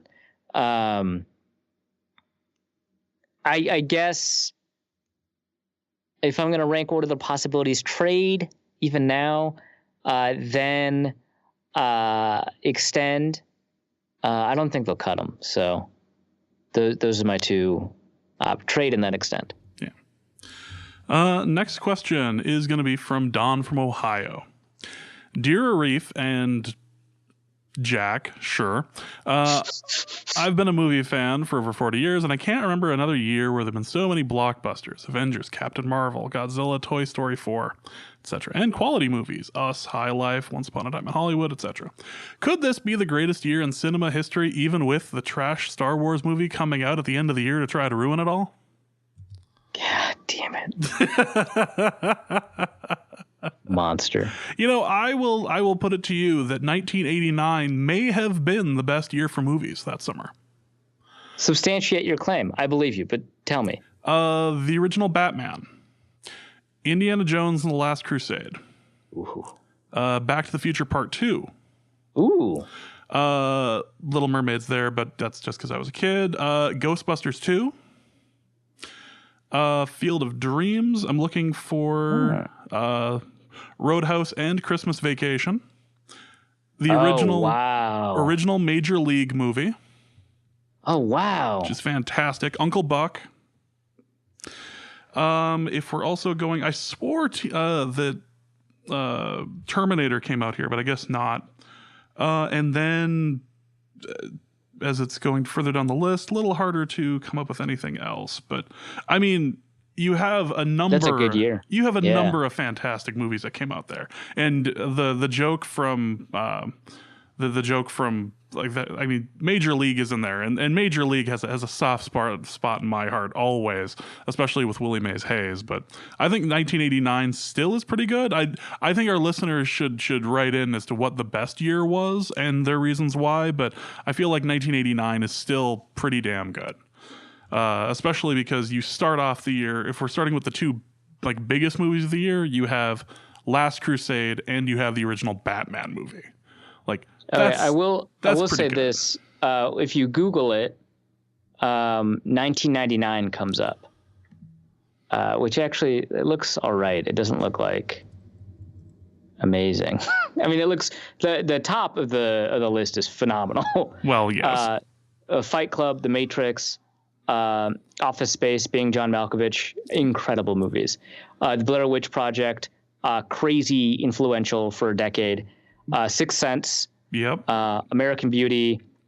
Even Being John Malkovich was good. I love Being John Malkovich. It's a great movie. Star Wars: The Phantom Menace, which it exists. That's fine. It was a cultural moment. It was a trash Star Wars movie. Yeah. Virgin Suicide, Boys Don't Cry, Best Man, Three Kings. Actually, I don't like Three Kings, but they listed it. Magnolia.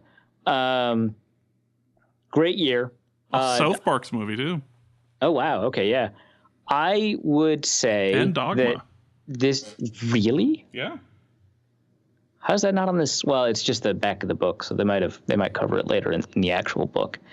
Dogma, man. I would say that there's a good chance that this is in the pantheon of top movie years, though. Oh, and Wild Wild West. There we go. We're settled. Ignoring Any Given Sunday or Go, like Wild Wild West is the best movie on this whole list. Except other than Bowfinger, which is amazing. I hate you so much. Dear Arif and Mitchell, outside of rotisserie chicken and their $1.50 hot dog, what is a can't miss food item to purchase at Costco? I'm going to have to lean on you here because Costco has not made it to the bustling metropolis of Grand Forks. I know of its existence. I have never been inside. I have been inside of a Trader Joe's, but never inside of a Costco. I think I've talked about Costco and Kirkland brand products on this show before, which is very sad, actually, now that I think about it. But huge fan of Kirkland brand products. They're amazing. They're like a generic product that is genuinely as good as the name brand product almost every time, if not every time. And it costs as much as a generic product. It's just incredible stuff. And Kirkland vodka is like the only good cheap vodka. It's incredible.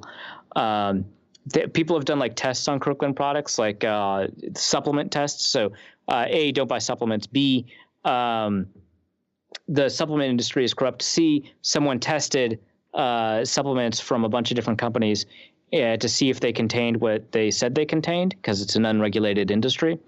And almost none of them did, except Kirkland brand products. So amazing. Also, Costco, to the extent that one can have ethical mega corporate employers, is one. So incredible stuff. I can't really beat the hot dog though. The 150, that's incredible. So I don't know if I've got. That's cheaper than New York. I remember that. Right. Thanks for buying me a couple of hot dogs in New York. You had cash, I didn't. No, that was, and what's funny is I never complained about it because like what was great is you're obviously doing a ton of walking and be like, I'm a little hungry. Son of a, there's a hot dog vendor over there. Right, yeah. Let's just take care of that. I will say the churros are good, and I recently had like an acai bowl there. That was really good. I was kind of shocked. I just stopped being shocked at how pleasant every trip to Costco is.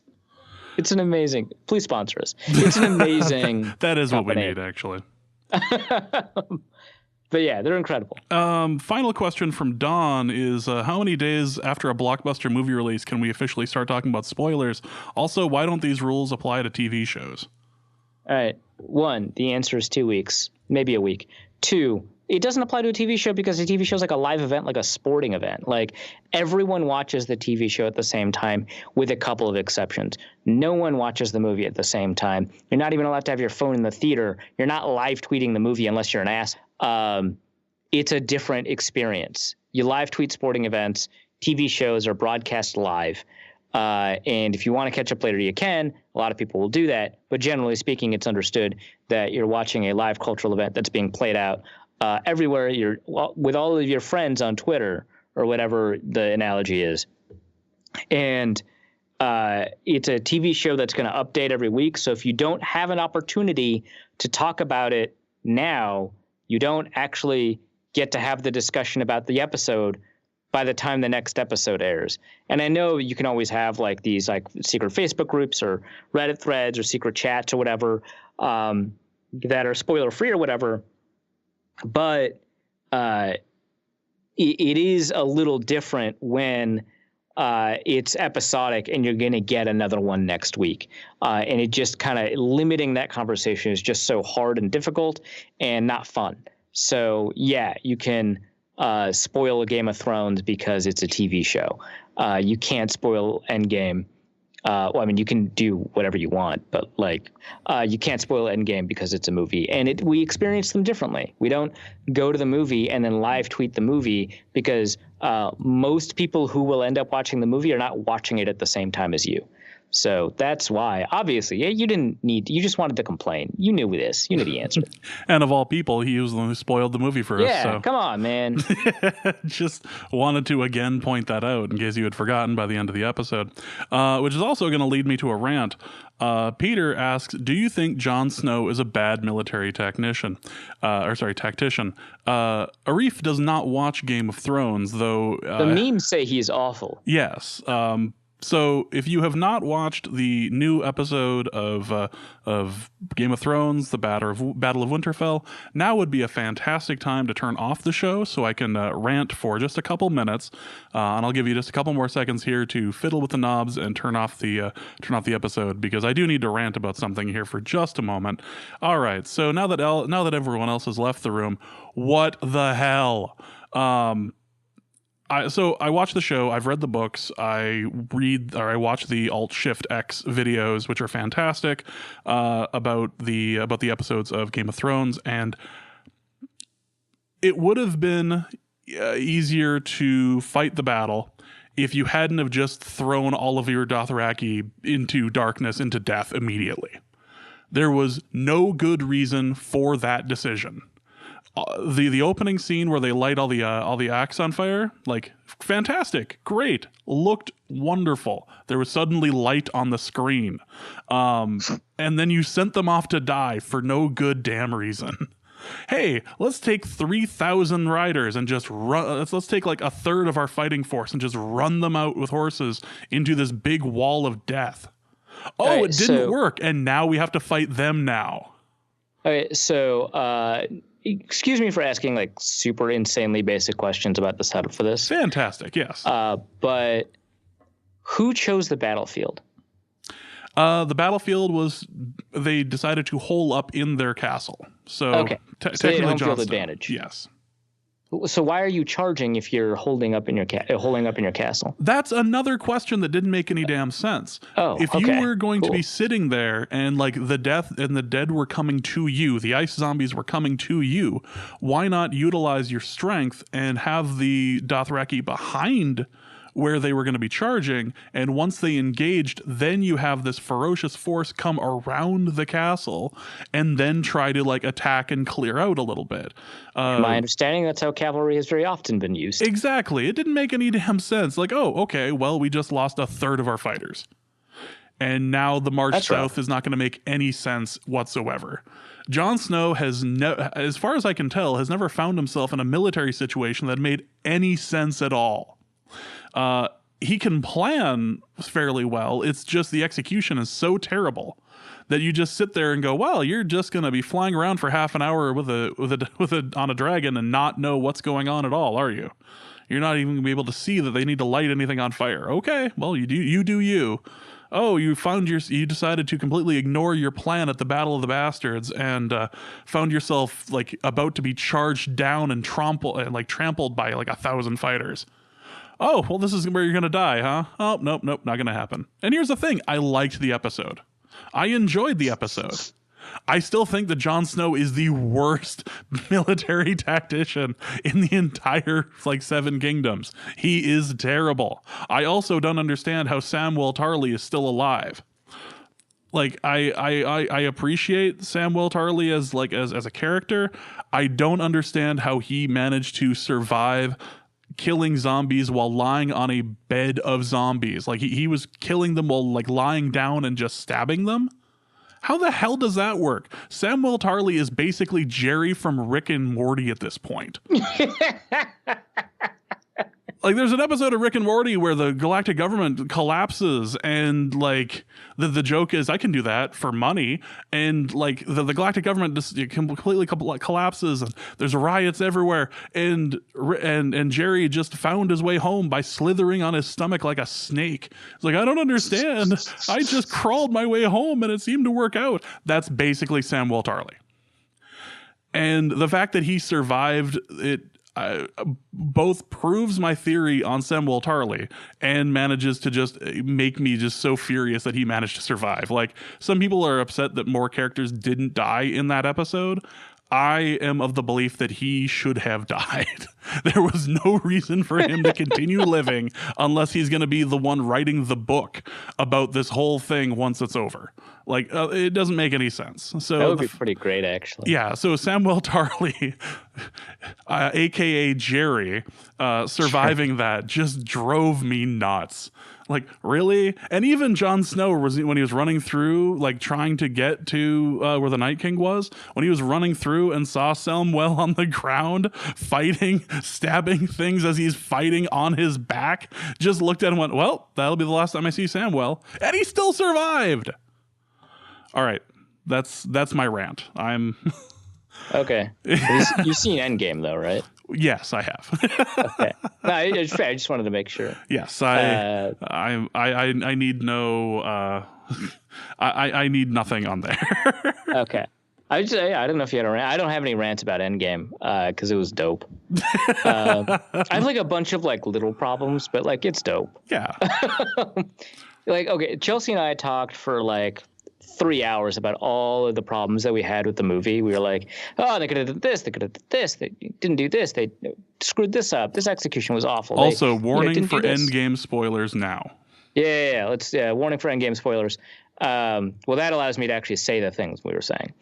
I the first 20 minutes of the movie were awful. I was really into what because I saw it later, so people were hyping it, they loved it. The first 20 minutes were just awful. And I was this really? Are we sure?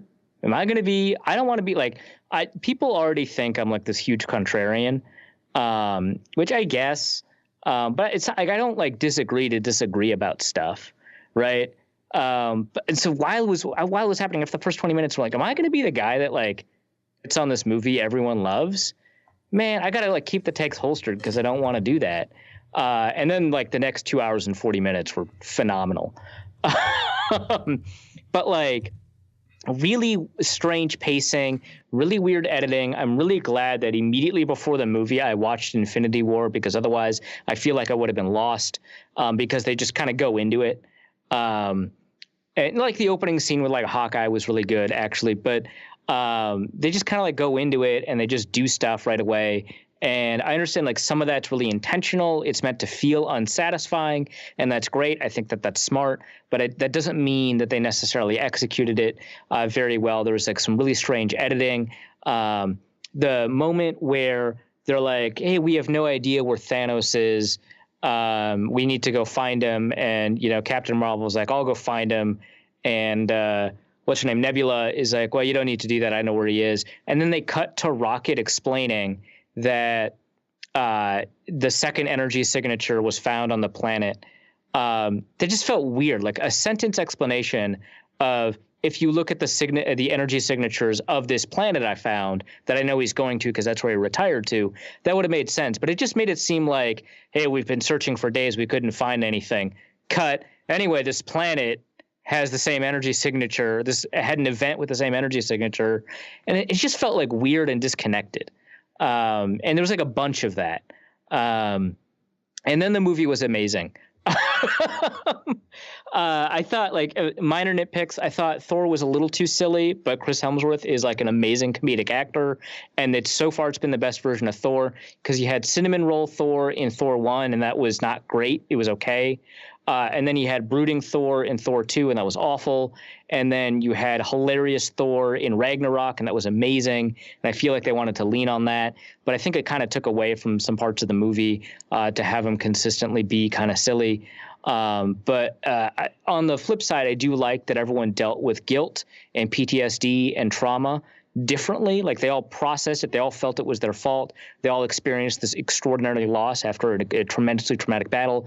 And they all went through it in different ways. Like Captain America does the support group. That's great. Widow throws herself into her work. That's great. Thor withdraws. That's great. I think these are all really realistic reactions that fit the characters really well, and it changed their approach to how they dealt with the aftermath. I thought that was really good. The best moment of the movie, obviously, is when Captain America grabs Mjolnir, and they have a couple of great poses at the end with Thanos. Amazing. I watched the movie a second time just for that scene. Oh my God. I have a lot of thoughts. It's a great movie. Go see it. You probably already saw it if you're at this point, actually. or you don't care about spoilers, which more power to you. Yes. But go see it. They win at the end. Spoiler. There, as long as we're spoiling that. Yeah, the tweet that the Don from Ohio had put out was about time travel, or the link included something about time travel. And so the moment I saw that, I was like, oh, really? Yeah, so I suspected that Tony Stark would die, and I suspected time travel would be a thing. But seeing those things confirmed sucked.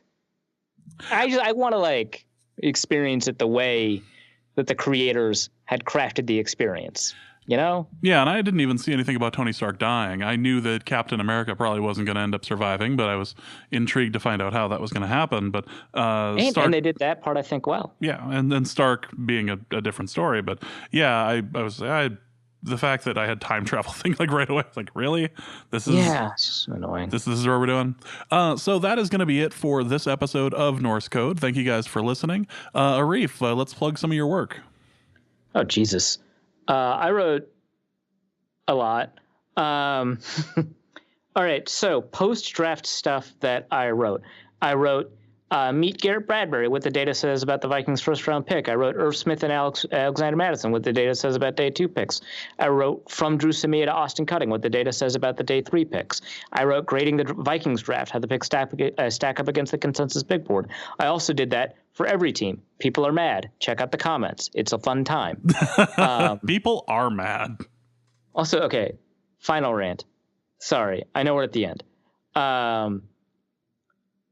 People who use logical fallacies as an argument, like you're using a logical fallacy, are the most obnoxious people on the planet. And I say that as somebody who is a debate coach, right? Like I am very familiar with the concept of logical fallacies, and they are not a very powerful tool in debate. Trust me, because logical fallacies are very useful in the context of formal or definitive logical proofs. If you prove a thing, right, or you say you're proving a thing and you use a logical fallacy to do it, right? Like if I say, SUVs are more dangerous to have on the road. This is how many people died while driving SUVs. If they weren't driving SUVs, they would still be alive today. That's a logical fallacy. I haven't proven that. In fact, I haven't even made a very good argument.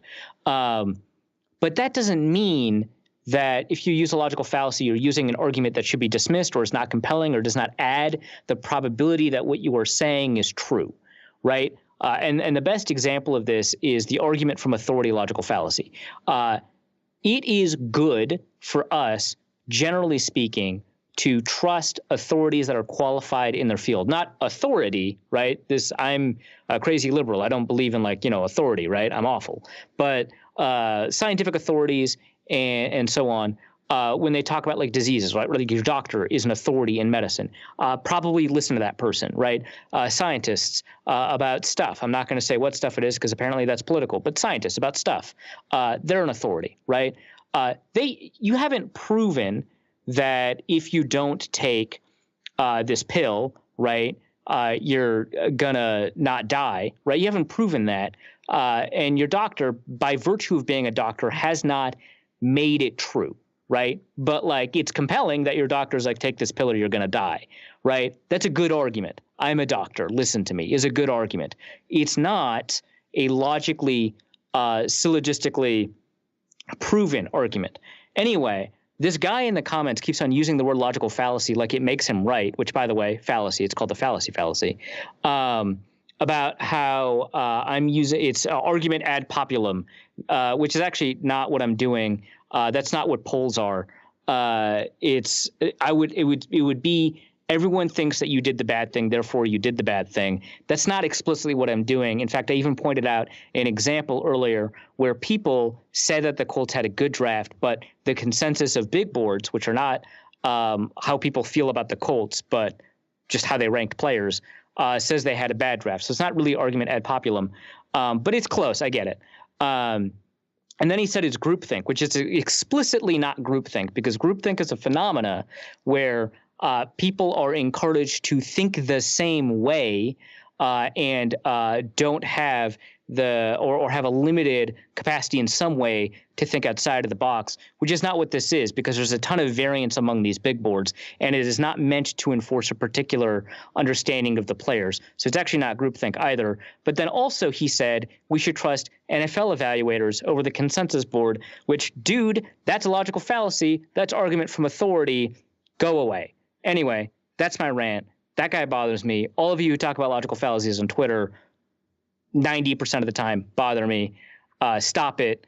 I think a lot about these things as a debate coach. It is not a good argument to say thing is logical fallacy. Most of the time, we know. It's not about whether or not a thing is 100% true. It's whether or not you've added to the likelihood that what you are saying is true. An argument can be compelling, correctly compelling, while also being a logical fallacy. I'm done. This is a great show. What's our catchphrase? Strive for excellence? What's the demand excellence? I gotta let you sign out. I'm bad at this. First off, you telling people not to do something is the first way to get people. God dang. So if you want to tweet the don't at do Arif, it fallacy. Yes. If you want to tweet logical fallacies to Arif, Arif us on NFL on Twitter. Oh, that is too bad. Well, that is going to be it for this episode of Norse Code. You went the full route. You went the whole this I'm is mad your fault. At mad people. All right, so this is going to be it for this episode of Norse Code. Once again, thank you guys for listening. If you'd like to support us, you can do so at patreon.com/NorseCode or paypal.me/NorseCode.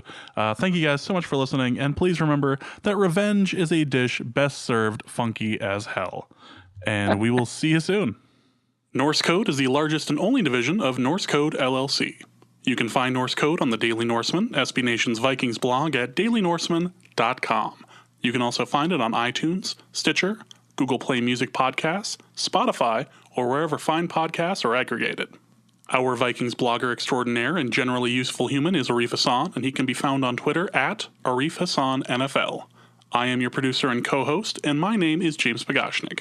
You can find me at the show's official Twitter feed at NorseCodeDN. If you'd like to donate a few bucks to the show, you can make your one-time donation at paypal.me/NorseCode, or a recurring monthly contribution can be made by visiting patreon.com/NorseCode. Any questions or comments that won't fit in a tweet can also be sent to norsecodepodcast@gmail.com. On behalf of the Norse Code staff, we thank you so much for listening. Our formula is this. We go out, we hit people in the mouth.